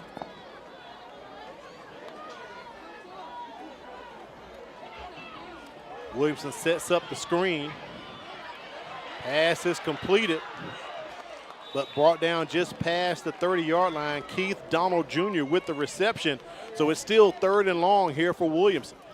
Outstanding pursuit by the Red Raiders. Jalen Davis from his corner position, and now it is money down here for the Lions. And when you look at the ability to be explosive offensively, credit the Red Raiders for limiting this explosive Lions offense to just 6 points here in the third quarter. Trip receivers to the near side here.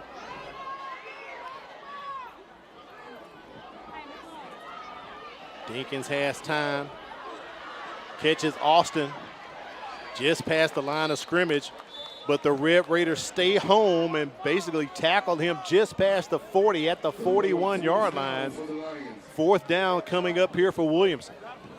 And now you're in a situation to where at your own 41-yard line, you'll punt this football away, and the Red Raiders will have an opportunity to get their first offensive possession of the second half, but we're already at 9 minutes to go here in the third quarter. Jordan Vine sits up at his own 25-yard line. Punt. Vine stays away from it. And Williamson is going to down it at the 25.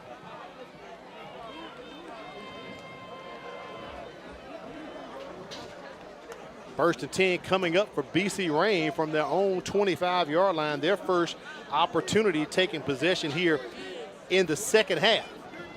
Now we'll see if Williamson is able to continue to be aggressive defensively and send those linebackers the way they did in the first half and put BC Reign behind the sticks offensively for offensive coordinator Thamus Davis. They hand off to Rogers. Up the middle he goes as he is just hit right there by the Lions. What a tackle. Stopped his progress. Corey knocked him off his feet. Taj Overton from his outside linebacker position with a nice hit stick on the play. We all love Madden. We all love to play it, but he definitely hit the hit stick button there. 6'2", 185-pound senior with a nice lick. Second down coming up here for BC Rain. Second and about 4 for the Red Raiders.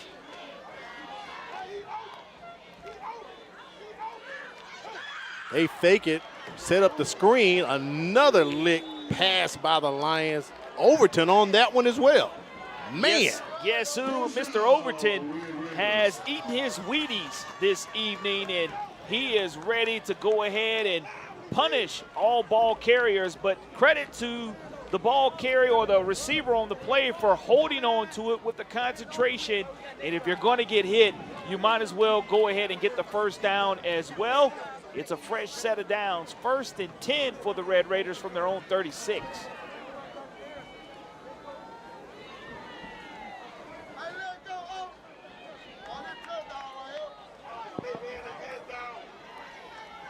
They hand off to Rogers. He bounces off one of the Williamson defenders. No gain on the play as they stop his progress right at the line of scrimmage. Ellis McGaskin, 6'1", 190-pound sophomore inside linebacker with the stop for the Williamson Lions. And again, this young man is a 4-star prospect. Before he graduates from Williamson, that 4 will become a 5. Just enjoy it, folks, that this young sophomore is putting in work for defensive coordinator John Mitchell. That was something I was talking about with Randy Kennedy on the air about 2 days ago. I said, if you can't watch our broadcast Friday, you need to get to a Williamson game and see this kid. He is really special that you can say you saw Ellis McGaskin play in high school. Pass complete to Rogers as he is pushed out of bounds near the 45-yard line. He'll be short of the sticks, leave him 3rd and short coming up for the Red Raiders. Once again, Ellis McGaskin coming over to make the stop, and 3rd and 2 money down, Al. 6:29 remaining in the 3rd quarter. 6-2 our score.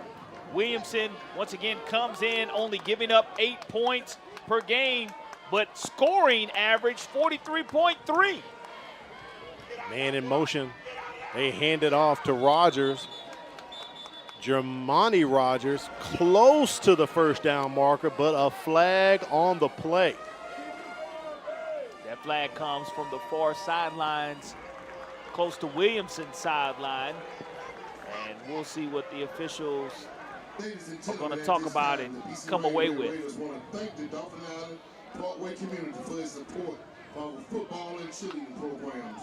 We're going to recognize the business and individuals that our sponsors. I tell you, we knew it was going to be a hard-hitting contest, but we have seen some shots from the opening drive pass. Yes, we have. When the pigskin pops out twice off of 2 textbook tackles. We've seen numerous licks being passed by both of these teams, including the safety. Encroachment on the defense. So offsides against Williamson. That's going to give BC Rain the first down. Jonathan King pointed as if it's a first down.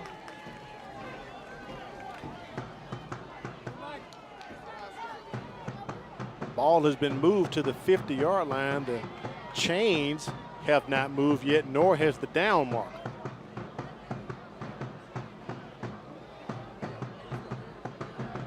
And I want to say the penalty may be on BC Rain, so we'll see. Williamson. Now we're going backwards. Correction. Line up in the neutral zone on offense. Replay 3rd down. There we are. We'll replay the 3rd down after the 5-yard penalty against BC Rain. Corey, that's something I said. You got to throw the records out the window. It's all about bragging rights for the Battle of the Bridge. Look at Coach Yeldon. I saw the eruption on the Williamson sidelines, and I was wondering what it was. Now, Coach Yeldon's not happy that initially his team was awarded a first down, and now it was negated and taken off. But it's just a matter of this 5-man crew communicating with one another, and Coach Yeldon is going to summon our white hat, Mr. King, over and discuss this with him. And here it is at the top of the screen. You'll see right by the third down marker. That's where the flag's going to come out. You said illegal formation. And we'll see exactly if he made himself eligible. I don't know right there. The flag comes out immediately. I think it was after the play was snapped. I didn't see any offsides at all. I think Jonathan King, unfortunately, probably said it incorrectly the first time, which can happen. I mean, officials are human. I look to my right here. I know a young man who's been an official a couple times. Right. I mean, I'm pretty sure some parents have given you some descriptive adjectives on a few of your calls throughout the years, Mr. LeBounty. Including some coaches as well. Right. And some use colorful metaphors. Of course. That you like to say, hey, coach, you know, this is what we have and this is what we're going to go with. And, you know, you can't do the best teaching tool is film. They were just giving you they were just giving you words of encouragement. That's all. In a hostile manner. That's all. That's all it is. That's all it is. I didn't say what colorful metaphors were used. Sometimes they're better than others. All right, I think we're ready for play now. Third down, ball's at the 40-yard line of BC Rain. Adams gets it out to Julius Rogers, but no gain on the play. His forward progress stopped right at the line of scrimmage. Fourth down coming up for the Red Raiders. Elijah Lucky had him stood up, and what he was waiting for is Keontae Petaway to come and strip the ball away. And that's just great taught defense to where you have one defender who will stand you up, the other one will try to rip the ball away, and it is nonetheless going to be a fourth down for the Red Raiders, and here it is. We'll see if Mr. Sutton is able to punt this football away. We've seen him avoid some rushers earlier, seen one almost blocked, seen one that was blocked. It's an adventure. Sutton gets it off. Williamson stays away from it. And let's see where they mark it, goes out of bounds at about the 36-yard line. So Williamson will have their second possession here in the third quarter. Well, Williamson shot itself in his foot with penalties on that last drive. They did. And they want to go ahead and they're going to talk about that and correct that here. And we didn't see a lot of rushing yards by Williamson in the first half. And Todrick Withers comes in with almost 260 yards rushing, and along with Willie Maddox at 275, but they haven't really been able to chew up this defensive front by Sean Burney, who has an outstanding game plan for this explosive Williamson Lion offense. Under 6 minutes remains in the third quarter. Handoff to Maddox. Runs right up the middle, picks up about 2 or 3 on the carry up to the 40-yard line for the Lions, takes them to second down. Positive yardage, though, on first down. Is going to get 3 out of that, and now you're looking at the game clock with 5:20 remaining here in the third quarter. No score yet here in the second half of action. We'll see if the Lions are able to roar here on this offensive drive. They go back to the wheel once again with the carry by Maddox up to the 45, about 2 yards short of picking up the first down for the Lions. Very critical that they get a first down right here, Cora. We saw them, as you said in the last series, just basically shoot themselves in the foot with holding penalties on the first possession of the second half. Third and short here. Offensive coordinator Marcus Cook is able to dial something up. We saw him pass the ball earlier on a play that was third and short. We'll see if they decide to go ahead and run this one with the ball being spotted almost at midfield, the 45-yard line of the Lions. 3 runs in a row. Maddox with 3 carries as he carries a few Red Raider defenders with him past the midfield stripe into BC Rain territory. And what you'll start to see is if you're able to establish the run game, start opening the holes, you'll see fatigue start setting in for this Red Raiders defense. And as small holes become large gaping holes, we'll see on this drive if they're able to really run it down the heart of this Red Raider defense.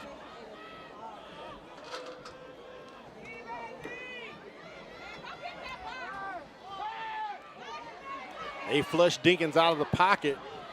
His pass too low to be brought in by Keith Donald Jr. Brings up second down for Williamson. 2nd and 10 for the Lions. And I want to see an offensive rhythm here by Dinkins. And what you're going to go with the play call that is given to you by offensive coordinator Marcus Cook, but a rhythm by Dinkins is what we've seen within the first 4 wins for the Williamson Lions.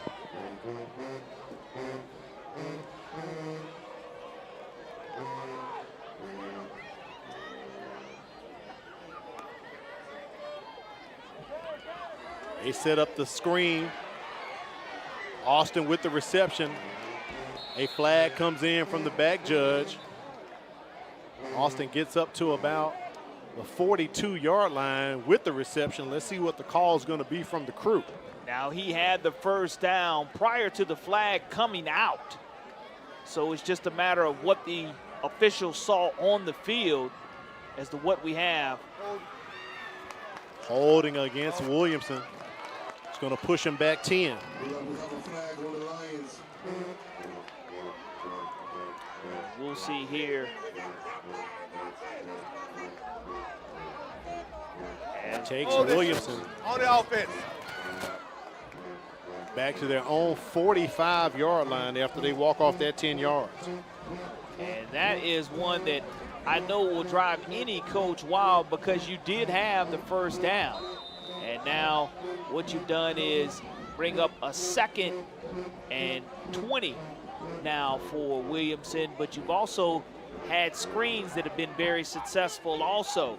But we saw run, and now get discombobulated with the penalty flag early down. The line to gain is the 37-yard line of BC Rain. Look at Maddox turning it on. Maddox inside the red zone, inside the 20, knocked out of bounds just near the 10-yard line at the 11. Great run right there by Willie Maddox of Williamson. And we're going to bring it back with another holding on the far sideline, right in front of Williamson's bench, right around. It's going to be close to the 47 or 42-yard line, rather. And all for naught, as that would have been the longest play from scrimmage of the game that we have seen, and it is going to walk it on back. Holding on the offense. Inopportune penalty right there at that time. I think it could have been a hold. I saw the jersey of Jordan Vines being pulled. Holding on the offense. Replay 2nd down. As Maddox was running, so it's a replay of 2nd down. They're going to spot it at the Williamson. Let's take a look. Watch right here, Corey. Look at the jersey right there of Vines being held.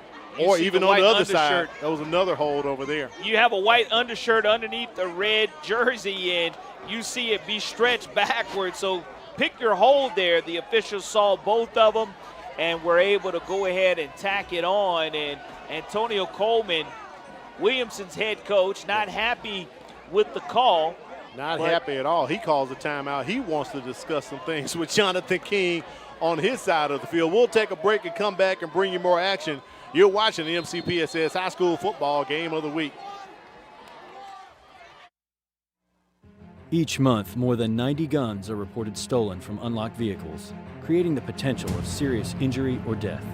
Lock it up. Many violent acts and crimes are committed with stolen guns. Lock it up. According to ATF, stolen guns pose a substantial threat to public safety. Lock it up. Be responsible. Take time to record your handgun serial number and secure it from thieves. Lock it up. Lock it up for me. Producing the game is Quentin Howard, and switching the shots is Wade Ford. I'm Al Wheaton, joined by Corley Bounty. On the sidelines is Kimberly Dunn. We'll set it up again, Corey. 2nd down for Williamson from their own 48-yard line after a holding penalty. They go back to Maddox again. Great job of Maddox just fighting forward. You see the bunch trips formation to where they're overloading the short side of the field and just trying to have enough blockers to get that burst of Maddox that they just had that was called back. So now you're at 3rd and 10 with the ball being right at the 47-yard line of the Red Raiders. And here it is, the trips formation to the top of the screen. And this drive, if it stays alive, has been able to do so through the running game to begin with.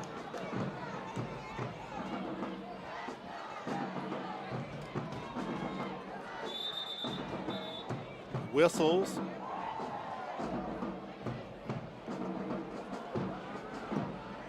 And we have a timeout called by Williamson.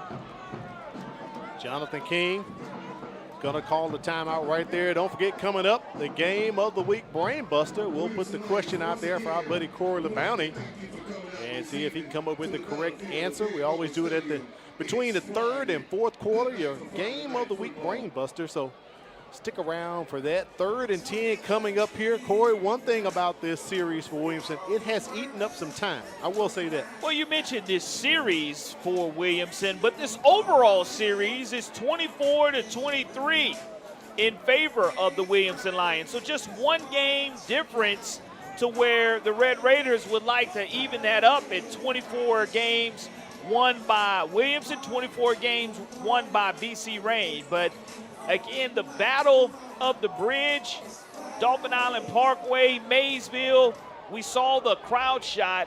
Outstanding turnout tonight for this Friday Night Lights high school football game here at Ben Glover Field. Back to action on the field after the timeout. Dinkins has time, steps into the pocket, into the throw. It is tipped incomplete. One of the cornerbacks for BC Rain, Johnny on the spot, getting that big mitt up in there to knock it down. I don't know if Ace Davis, let's take a look at that if we're able to see that replay. Ace Davis really should have probably come away with this football. As you see, Dinkins do a great job of climbing up in the pocket, keeping his head up, and just drops the football there. Not able to squeeze it and bring it in.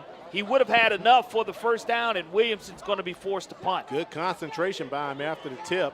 Jordan Vines sets up near the 10. Withers with the punt, end over end, and sends it out of bounds just past the 15 up to maybe 14. No, the 19-yard line. They're going to spot it as it scoots out of bounds. 2:15 remaining here in the third quarter. BC Rain's second possession here in the third quarter. And what the Red Raiders would love to do is to go ahead and stay ahead, stay on schedule, down in distance. They would love to run out this clock here in the quarter with still having possession of this football. And that's huge. Sean Burney, defensive coordinator, holding the Williamson Lions to just 6 points, something we've said continuously tonight, averaging 43 points a game as they came into this contest. His knee was down. He was down, Corey, he was. Low snap causing Malachi Adams to go to a knee, and Jonathan King was able to see that knee hit the ground, and evident right there, down his right knee there. actually right 5 yards behind the line of scrimmage, so that will be almost a free 5 for almost like a sack. Should push him close to about the 14. That's where I believe his knee was at as he discusses it.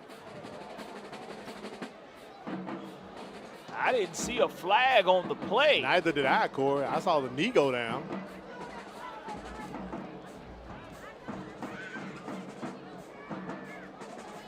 Replay first down. So false start against BC Rain. Ironically, the 5 yards will take them back to where Adams' knee went down at the 14. Yeah, either way it goes, you're not on schedule down in distance-wise. 2 minutes remaining here in the third quarter at Ben C. Glover Field in a critical 5A Region 1 matchup for the Red Raiders and the Lions. 1st and 15 from their own 14-yard line are the Red Raiders.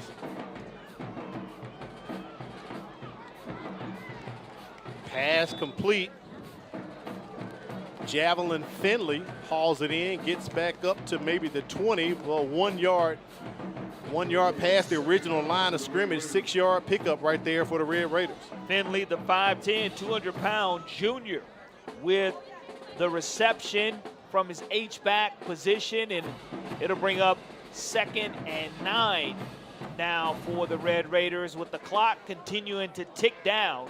And clock control is important for the Red Raiders, but so is knowing that if you're going to control the clock, you have to produce points. 60 seconds remain here in the third quarter.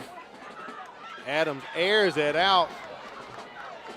Pass incomplete to Darrell Blackman Jr. Appeared to get both hands on it, but just couldn't pull it in. 54.6 seconds remaining. You look at Adams with the throw on the money, just right through the 10 fingers of Darrell Blackman Jr., not able to come in with that catch, and he would have had at least a 7-yard gain on that play. 3rd and 9. Julius Rogers goes into motion.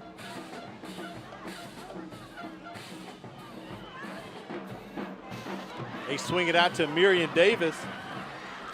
Davis gets past the 25 and is immediately wrapped up by the Lions as they swarm tackle and collapse on him. Going to be a cramp on the field, as well as Dante Bush-Pritchett, I think, is slow to get up, and he's thinking about going to the sidelines. But it was a great design play to swing it out, and what a move Mr. Davis makes. He just absolutely makes Taj Overton grab for air and have an air tackle, but we'll see exactly where they're going to decide to mark this. And you see Williamson's trainer come out on the field. Taking a look at Ellis McGaskin, he got up a bit slow as well. I think he's favoring that left shoulder, Corey. He is favoring that shoulder, and I don't know exactly what happened to him on that play to where it caused him to land on it. Could have been at the bottom of the pile, but he was part of that group. But he got up gingerly, got up very slow at the end of the play. It's 4th down, so he's coming out. Sutton back on the punt once again. He's been a busy guy tonight for the Red Raiders. Big play right here. Low snap, gets it off. I don't think it's going to make it past the midfield stripe, as BC Rain's going to down it at the 49. So Williamson will have excellent field position here after that punt. One of the things that you do see in both of these squads is the fact that Williamson has 15 seniors on its roster, BC Rain with 13. So you have youth served for both of these teams, with a lot of returning players to come back to continue to grow the tradition of both of these programs next season as well. 1st and 10 for the Lions from the 49-yard line of BC Rain. 33.4 seconds remain here in the third quarter. No scoring has occurred so far in the second half.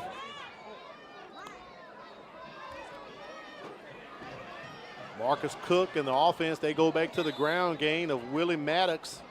Picks up about 2 or 3 on the carry. Should be the last play of the quarter. Should be, if the clocks will align, Corey, that problem we had early in the first quarter, but that should be technically the last play of the first quarter. We'll see if Dinkins will snap it. He has 25 seconds left on the play clock, game clock at 10. And I would hold off here and take it to the fourth quarter with a fresh set of downs if you're able to pick it up as we begin the fourth quarter. And there's the horn. It goes off, signaling the end of the third quarter. 6-2 is our score.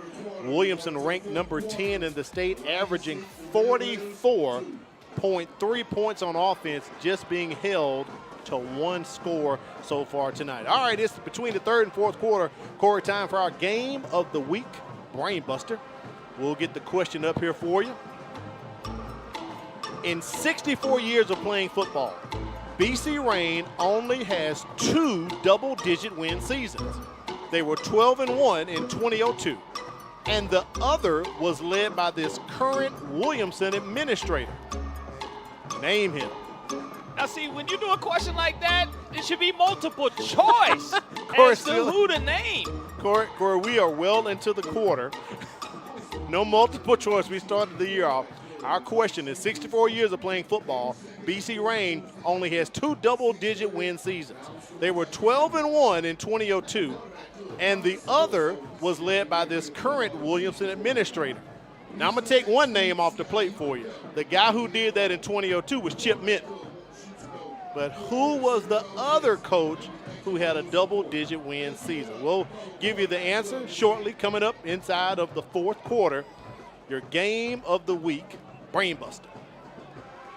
Right now, it is second down coming up for Williamson, second and about 7 here.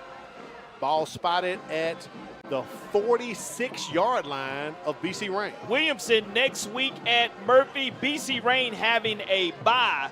Third-year head coach Antonio Coleman would like nothing more than to stay undefeated and move to 5-0 and undefeated in his region. And Williamson, Corey, you're right. They're playing 10 straight. Their bye comes at the end of the season. Look at Walt Maddox with the run north and south. That's a first down. The chains are moving. Now, what you have seen here is Williamson be able to keep Rain's defense on the field for an extended period of time here in the second half. And as we're just now beginning the fourth quarter of play, I mentioned earlier that those small holes start to become larger holes, and fatigue starts to become a factor. Start looking to see how many guys have their hands on their hips and whether Marcus Cook continues to dial up the run game to keep BC Rain on their heels. First and 10 from the 37. Dinkins completes the pass. Keith Donald Jr. hauls it in. And it's going to be close to getting out. Let's see, about 2 yards short of the first down. So second and short coming up here for the Lions. Stoppage in play. There's an injured Red Raider on the far side near the Williamson sideline. And it looks to be number 5 for the Red Raiders, Trent Reese, the 5'9", 170-pound senior will linebacker. Another Red Raider down on the 20 here on the near side, Corey, near the BC Rain sideline. Well, what you start to look at is cramps start to be a factor here in the second half. We'll take an injury timeout as well. You're watching the MCPSS High School Football Game of the Week.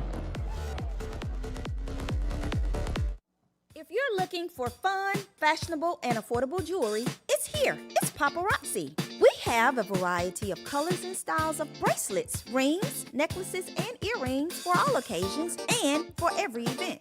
New styles are added daily, which means you are always up to date with the latest fashion. For that genuine bling, join me, Charmaine Watson, the real jewelry lady, on Facebook Live Sunday through Thursday at 7 p.m. It's cute, it's fun, it's fashion, it's $5, it's Paparazzi.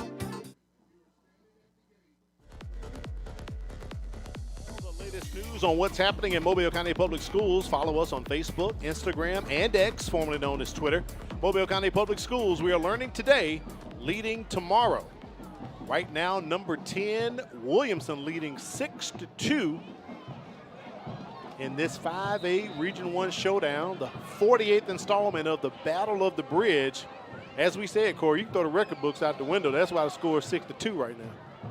Running game going to be a factor here for Williamson, and just trying to get that push on the offensive line, moving the sticks, moving the clock. And look, there's not a lot of scoring, so you would have to factor in if Williamson is somehow able to get 6 points on the board. Right. Would that be insurmountable for this BC Rain offense, who only is averaging 16 points per game? Ball placed at the 23-yard line of BC Rain. Williamson knocking on the red zone door.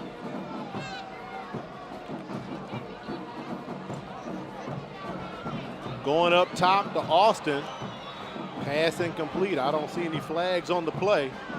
But what do you see? You saw 3 BC Rain Red Raider defenders. They blanketed him in that vicinity and area, knowing that he is the go-to target in the red zone area, or when you want to take a shot over the top for the Williamson Lions. And now here right at the 23-yard line, Al, I would like to see if Williamson is continuing able to to run the football and take more time off this clock, or whether you just want to quickly get it to your playmakers on the outside. Back to Maddox they go. And the Red Raiders are having none of that. He's going to take a loss of about 2, pushes them back close to the 20-yard line. Correction, back to the 25. So maybe the 26 actually, Corey. 3-yard loss on the run right there. What you see is 2 offensive linemen, Fortunato and Hawthorne, both be in on that play, and that's what I meant by the Red Raiders getting tired, having to play both ways, offense and defense. 3rd down, money down. It would be heartbreaking for the Red Raiders if Williamson's able to convert it, be demoralizing essentially. Big play right here for Williamson. Dinkins' pass is complete. That's going to be enough for a 1st down and more. Jadrick Jowers hauls in the money down pass from Dinkins.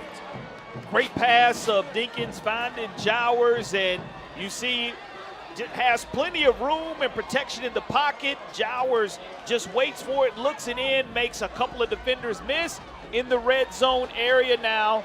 The football is going to be spotted, looks like right around the 7-yard line. 7-yard line, 1st and goal for Williamson. They're back down here again. Going with that full house set.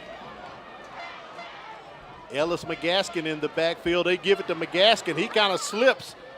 Corey, I think the turf monster might have got it. Good to see him back in the contest, though. It just goes to show how tough this young man is and the willingness to give him the football. That's his 21st rush of the season. Has 4 rushing touchdowns. And now the Williamson Lions with the clock ticking down to 9 minutes here in the 4th quarter of action. Dinkins back under center, full house backfield. Back to McGaskin, he goes again. Picks up a couple more. It's going to take Williamson to 3rd and goal. Jalen Davis comes up from his corner position, makes the stop. Now you're at 3rd down. Goal to go, Al. You stay in this full house backfield. They've been comfortable running to the right side of this line. Now they're going to go left. Back to Keontae Petway. He had the score earlier tonight. He comes up short. 4th and goal here for Williamson. And we've seen a 4th down stop early. Isaiah Hawthorne from his line position slants down, and we're going to have a slow getting up by Tyree Sutton as he's trying to shake it up and shake it off. Now we saw a 4th down stop here. This is a 10-play drive that has taken off a lot of time, and this timeout is definitely going to benefit the Red Raiders, and we'll see exactly what happens. So since we have a timeout on the field, we'll put up our brain buster question. Time to reveal the answer as the crowd does the flex in the stands from the PA right there from my buddy Tony Vines. All right, Corey, here we go. In 64 years of playing football, BC Reign only has 2 double-digit win seasons. They were 12-1 in 2002, and we know Chip Minton was the coach then. And the other was led by this current Williamson administrator. Name him, Corey LeBounty. I just so happened to be with this guy at the 1st and 10 club. It is going to be Anthony Schamberger. He is a former LaFleur High School student, coach, now an administrator at Williamson. All right, let's see what the answer will be. And Corey LeBounty, you are correct. Anthony Schamberger went 11-2 as the head coach at BC Reign. He came the year after Chip Minton left. They went 11-2 in 2003. And Corey, here's your +1, and you probably already know this. Anthony Schamberger, that's my classmate from high school. Yeah, he is a rattler. We graduated class 88. You're really glad to see him, and his son is currently the quarterback at Spanish Sure Fort, is. Aiden Schamberger. That's why we were together at the 1st and 10 banquet. But you look at being able here in this red zone area to be able to score. We saw Williamson get stopped for a safety in this same end zone to where they're trying to score a touchdown now. a difference between the first quarter and the fourth quarter. I mentioned it being a battle of wills. It really is. Here in the trenches, this is where this one is going to be one. Tyrese Sutton being directed off the field. He was slow to get up on that last possession. So that takes out the starting defensive end for Sean Burney in this 3-4 defense. But you have offensive linemen now becoming defensive linemen. No full house backfield. We'll see what is dialed up by the Lions. 4th and goal from the 4-yard line. Dinkins rolls to the left. Pressure coming on and runs into Walt Maddox. That pass incomplete. And BC Rain holds with their own goal line stand. 4 downs, and Williamson cannot punch it in. They turn it over at 8:17. An 11-play drive comes up with nothing, and we are still scoreless here in the second half of action in this 5A Region 1 game that has a lot of great defense being played in it. 8:17 remaining here in the fourth quarter of action now. The Red Raiders, though, have to be careful not to get a safety themselves. That's so correct. We'll see if this Thamus Davis offense is able to dial it up for their quarterback, Malachi Adams. Do you roll the pocket here? Don't want a holding call in the end zone either. That's an automatic safety. 1st and 10 from the 4. Adams rolling to the right. Pass complete to Julius Rogers. Ball pops out toward the end, but they're saying he's down by contact. He was down by the whistle, but I will say this. What Williamson does a good job of is the first defender tackling you and getting you upright, the second defender coming in. You see Adams roll to his right. Great offensive route run by the wide receiver. And you see how the first defender holds him up, and the second one is ripping and stripping the football in the can opener drill. And you have to be aware of that. Protect the football if you're the Red Raiders, but they do move the sticks and get a first down, a little bit more breathing room at their own 15-yard line. 11-yard reception right there by Rogers. Adams takes his time, gets it out to the big fella. Javelin Finley, he plows ahead to about the 14. Correction, I'm sorry, about the 16-yard line. Just a straight drop back and another H-back catch for Mr. Finley. I do believe that's his second reception of the contest, and it does bring up 2nd and 1 for the Red Raiders. 2nd and 1. Adams rolls to his right. He's very comfortable when he does that. Pass completed to Julius Rogers. They'll pick up the first down, and they move the sticks once again. Well, that's what you want, a sustained drive. You're rolling the pocket. You're taking care of your quarterback, giving him confidence on this drive. Better yet, here 3 or 4 plays in a row, we have not seen a penalty by this BC Rain offense. 7 minutes and the clock ticking. Ball at the 28-yard line. Red Raiders put it on the ground. Carry right there by Jamani Rogers. Picks up 2 on the play. 2nd down and 8 coming up. Ball being spotted at the 30 as the clock continues to tick.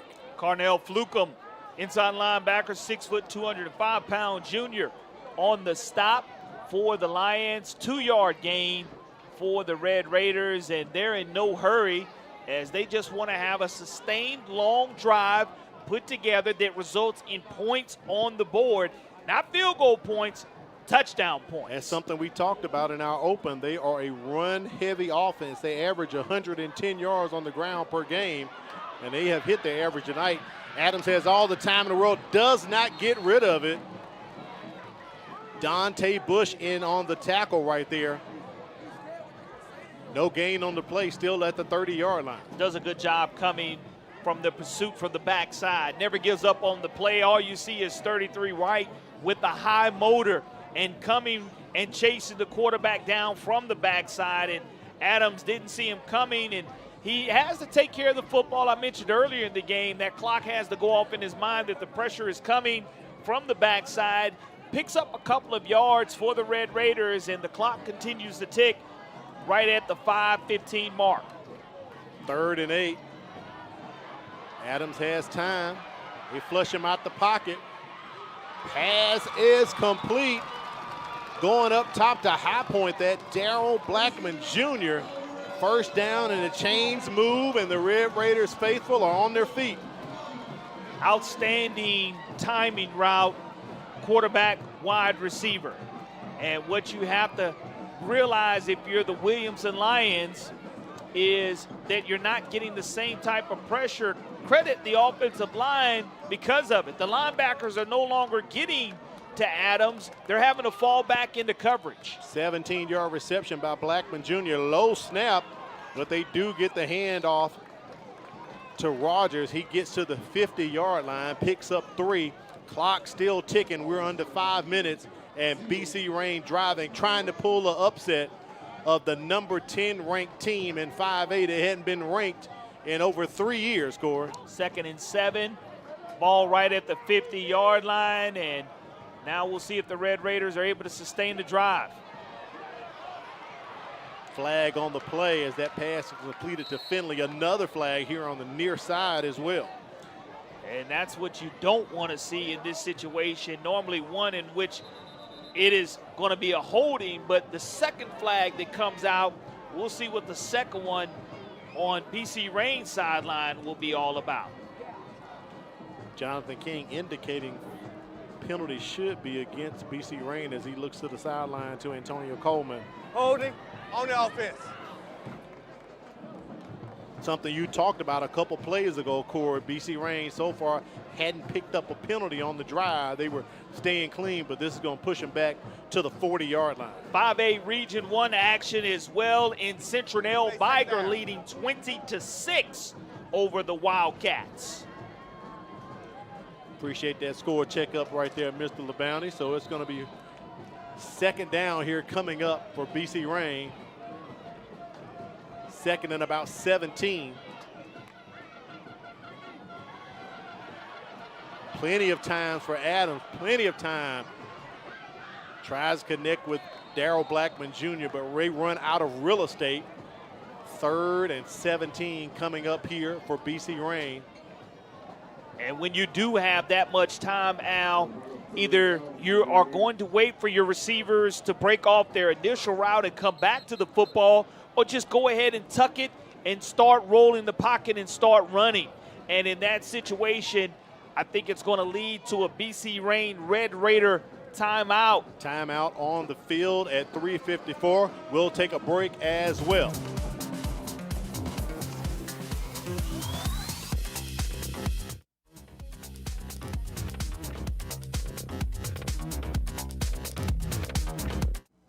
Did you know that missing 2 days of school per month has a negative effect on student achievement?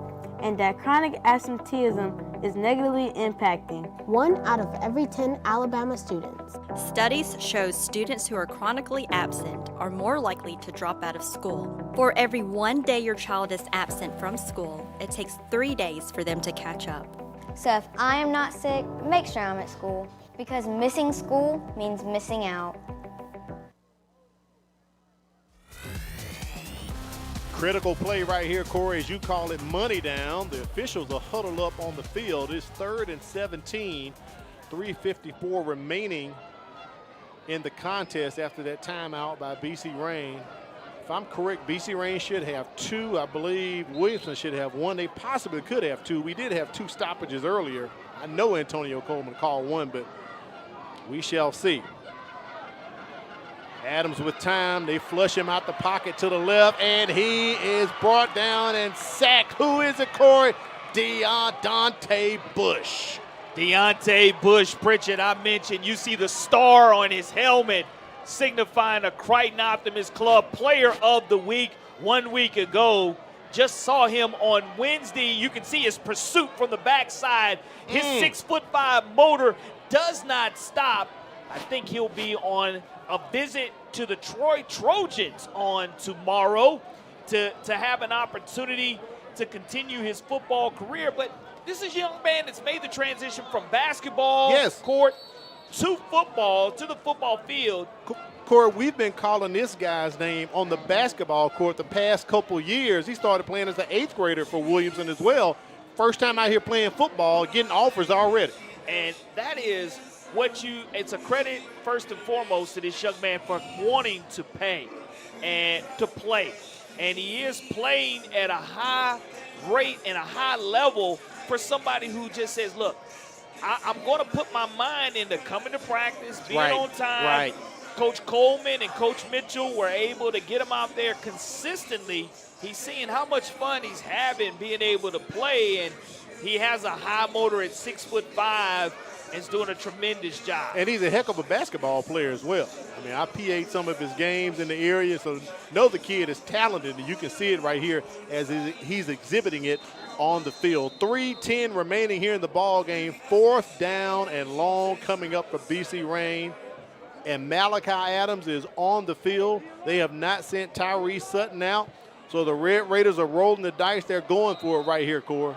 Do or die here. No penalty needs to be created by Williamson. And let's see if they bring the house or decide to drop back. Pressure. Pass is completed by Rogers. The line to gain was the 43. I believe he may be 1 yard short. The officials are spotting it at the 44, Corey. Outstanding pressure, outstanding catch. It's a clutch catch by Rogers, Julius Rogers. High pointing that football, fresh set of downs. 3:02 remaining. He is 1 yard short, Corey. It is ball over on downs. The line to gain was the 43. They are spotting this ball at the 44-yard line. And Coach Yelding is not happy with that spot at all. And it's just a tough task. They drew up the play. 1 yard short. 3:02 remains here in the ball game. Now it's not over for BC Rain. They've held Williamson to just 6 points tonight. This team averages coming into the ball game of 43.3 points. So by no means is the ball game over. Earn your timeouts here if you're able to stop them from getting positive yards. Hand off to Maddox. Look at the hole. Maddox staying in bounds, which is smart of him.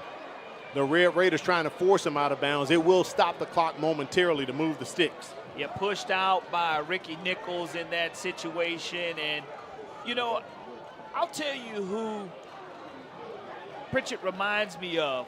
Bush, he reminds me of Desmond Little, the defensive edge or the lineman for the Viger Wolves who went on to win a national championship at LSU and is currently on UAB's roster. Reminds me a lot of the motor that Desmond Little used to have. And we'll see here, Williamson 1st and 10 in business. Lions keeping it on the ground from their 38-yard line. Rain down to 1 timeout remaining as we are under 3 minutes here in the contest. And in this situation, what you are hoping for if you're BC Rain is that there'll be some type of offensive penalty that will cause them to back up, because Williamson's going to run the play clock down to 1 second before they decide to snap it or call timeout. Some of the Rain faithful are leaving, heading to the exits. Ball's at the 37-yard line. And I think Antonio Coleman is going to call a timeout right here with 2:06 remaining in the ball game. He burns the timeout. No need to take the penalty. 2nd and 9 coming up here for the Lions. Being held to just 6 points tonight. So far, a great effort put up by BC Rain. But, Corey, they can't get their offense going. They can't get into the end zone. They were in the end zone, but that was for safety tonight. Yeah, it was just going the wrong way. And I know that you're in a situation here to where the Red Raiders, win or lose, have nothing to hold their head down about, because the effort that they put all out on the field, they have a bye week next week. And last year, believe it or not, the final score was 13-2. 13-2, it sure was. So somehow or another, this 2 is the magic number in football. A safety has been scored in back-to-back years, which is a rarity. Something when else. you start talking about the number of years that these two teams have played each other, 47 years, and Williamson is trying to go ahead and make sure they have the all-time lead, 25-23, if they're able to come away with the win. 2nd down and 9 coming up here for the Lions.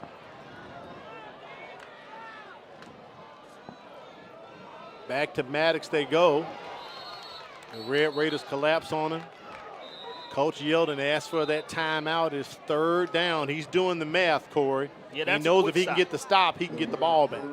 Great stop by your defense. You're not even able to call that timeout unless you're able to get that stop that you just had. And the defensive line does a great job of making sure that there was going to be no score or no first down that was going to be received by Williamson. 2 minutes remaining in the contest. Corey, who are you thinking about right now for your Career Tech Education Player of the Game?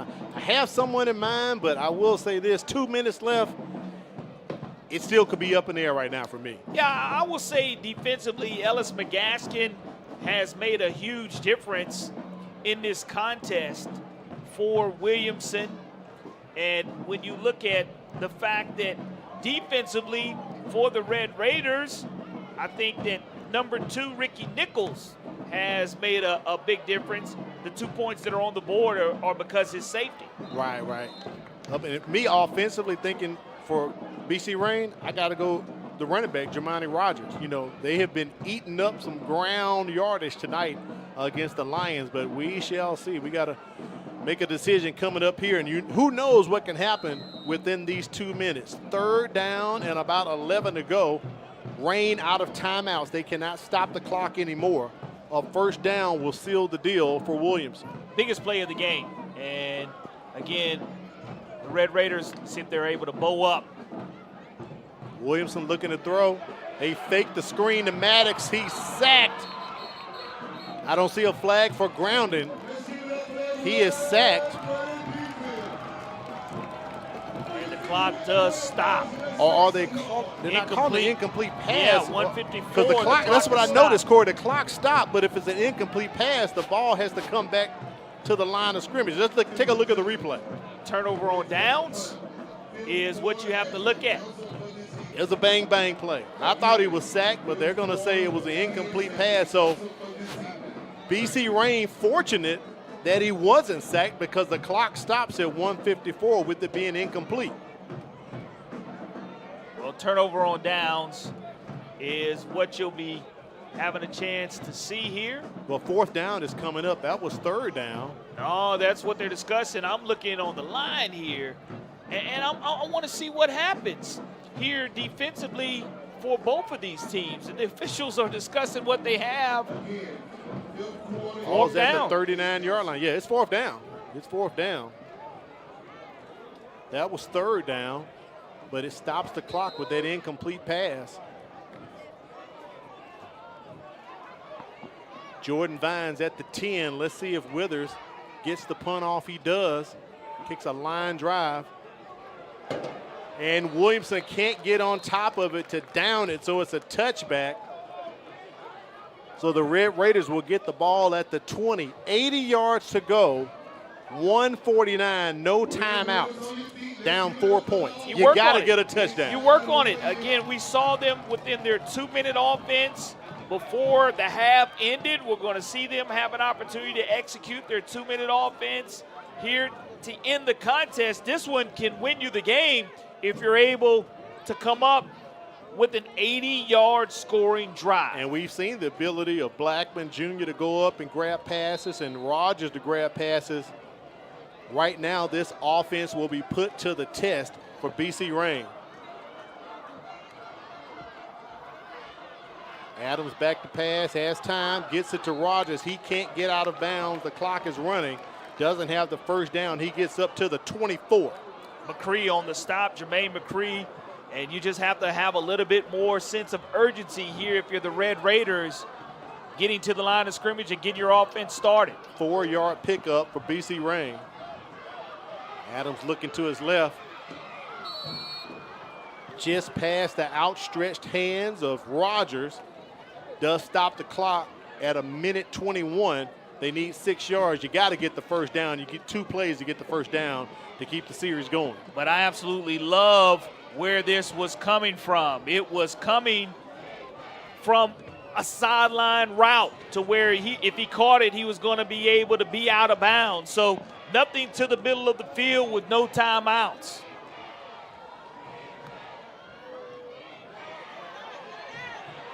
Adams flushed. Look at the concentration by Rogers. He gets the 1 foot in, and I think it's enough for the first down. Ball spotted at the 31. What an amazing catch by Julius Rogers. Malachi Adams, though, again, steps up and eludes the defender with the defender draped on him, and that is a 1 foot catch. He is in. Yes, he is. Got 2 feet in, as a matter of fact. Great job there, but quickly the clock stops. Fresh set of downs, and we'll see here, false start, possibly. That one was right in front of us. I think Darryl Blackman Jr. got out of his stance too quick, Corey. Snap, false start, on the offense. He jumped the route a little early, if you catch my drift. But what you have to understand is that when you do have and run a route out of bounds, yes, you have to hurry to the line of scrimmage, but you have to know what the cadence and the count is. Also, a costly 5-yard penalty there. We'll see here if it will come back and bite the Red Raiders. But if you're Adams, too, you don't want to get caught eyeing down your wide receiver, just Correct. looking at who you want to throw it to. 1st and 15 from the 26. Adams has plenty of time, comes back to Rogers, who just steps out of bounds. Smart play, picks up a couple. They're going to spot it at the 36-yard line. That was a 10-yard completion. Williamson will be content to let the Red Raiders do that because, again, 15 seconds comes off the clock. Adams does a good job of trying to stay alive, but I just feel like Williamson's just half a second away from getting that critical sack. Adams cannot give up a sack right here if you're the quarterback because you don't have any timeouts remaining, and if you do give it up, you have to quickly get to the line and clock it. They're going for the kill shot down low, and a flag comes out. There was some bumping on Jermaine Luton. That may be PI. We'll see what the call's going to be. Taj Overton in coverage when the flag does come out. And we'll be able to take a look, hopefully, at that replay. Pass interference on the defense. To see if it is on number 8 in that situation. A little 3, maybe gets called like for 3. Lucky. Elijah Lucky. Not so lucky right there.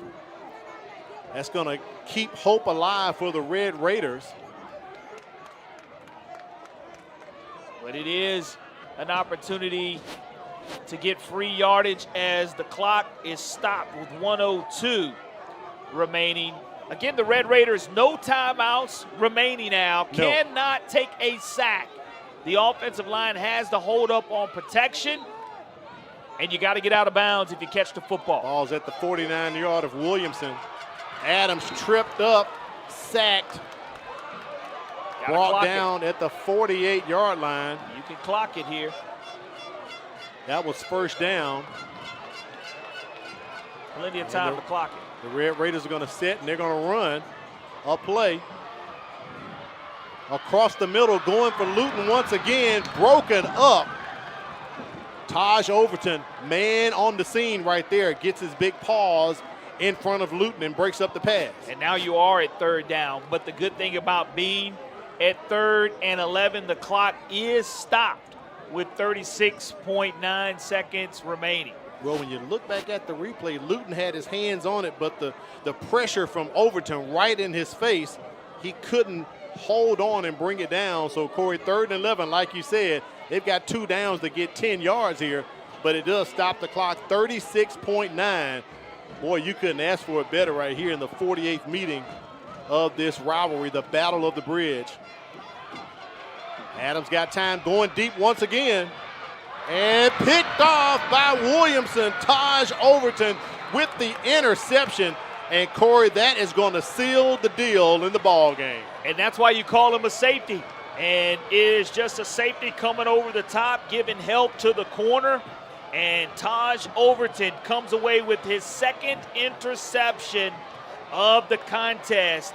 The 6'2", 185-pound senior reads Malachi Adams' eye and is able to step up and be able to come away with a game-clinching interception. 33 seconds remains in the contest. All Williamson has to do, Corey, is take a knee, and they'll pick up their 25th win in this series. And, boy, I got to say, it was a good one tonight. Wouldn't expect anything less for a full house here at Ben Glover Field in this 5A Region 1 matchup. Goes all the way down to the final play for the Red Raiders that was intercepted, and the final play will be the victory formation for Antonio Coleman's Williamson Lions. Take a look at our Career Tech Education Player of the Game. This guy did it on both sides of the ball tonight, defensively and on offense. And we've told you got to keep your eye on him. Ellis McGaskin, one of our impact players tonight, Corey. You love to see the impact players be a difference in the game. And they're spotlighted for a reason. And you go back and you check out why the Williamson Lions were able to come away with this victory. Correct. No scoring being given up in the second half. I don't think there was any scoring in the second, third, or fourth quarter. You're right about our that. Scoring came in the first quarter of action with the safety and the touchdown by Williamson, led by special teams. But a gutsy performance by both of these teams, Sure and was. Williamson stays undefeated. They sure do. They are undefeated in region play and overall a great ball game tonight. We told you, you can throw the records out the window. The score is 6-2. You can tell Lee Shervanian it was a baseball score, but Williamson got the win Friday night. Second consecutive year that deuces were on the board. You're right, and Corey. you see the deuce on the board here for BC Rain. Great job by Ricky Nichols. An outstanding performance, but an even more gutsy performance by the Williamson Lions, finding a way on the road to come away with a huge win, setting up a non-region contest with the Murphy Panthers next week. Yeah, we'll try to get up the full game stats for you, but also don't forget next week we're going to Ladd Stadium. We'll get to see Williamson once again as they will play Murphy. And Corey, this is interesting. Ladd Stadium is the home stadium for both of these teams, so it'll be quite interesting. Let's take a look at the stats here from the ball game tonight. 6-2 is our final score. It was low scoring, but it was a very, very good contest, Corey. Absolutely. Turnovers were a difference, along with causing a drought in the red zone area.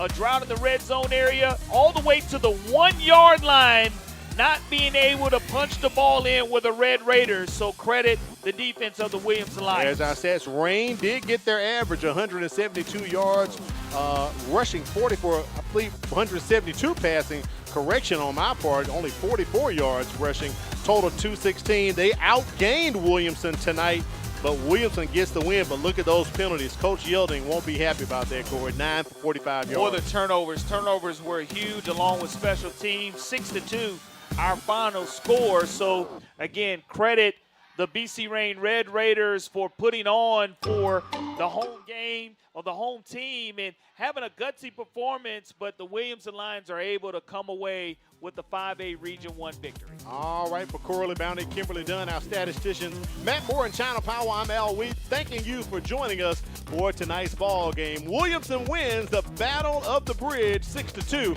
We'll see you next week at Ladd Stadium as they play host to Murphy. Have yourself a great weekend.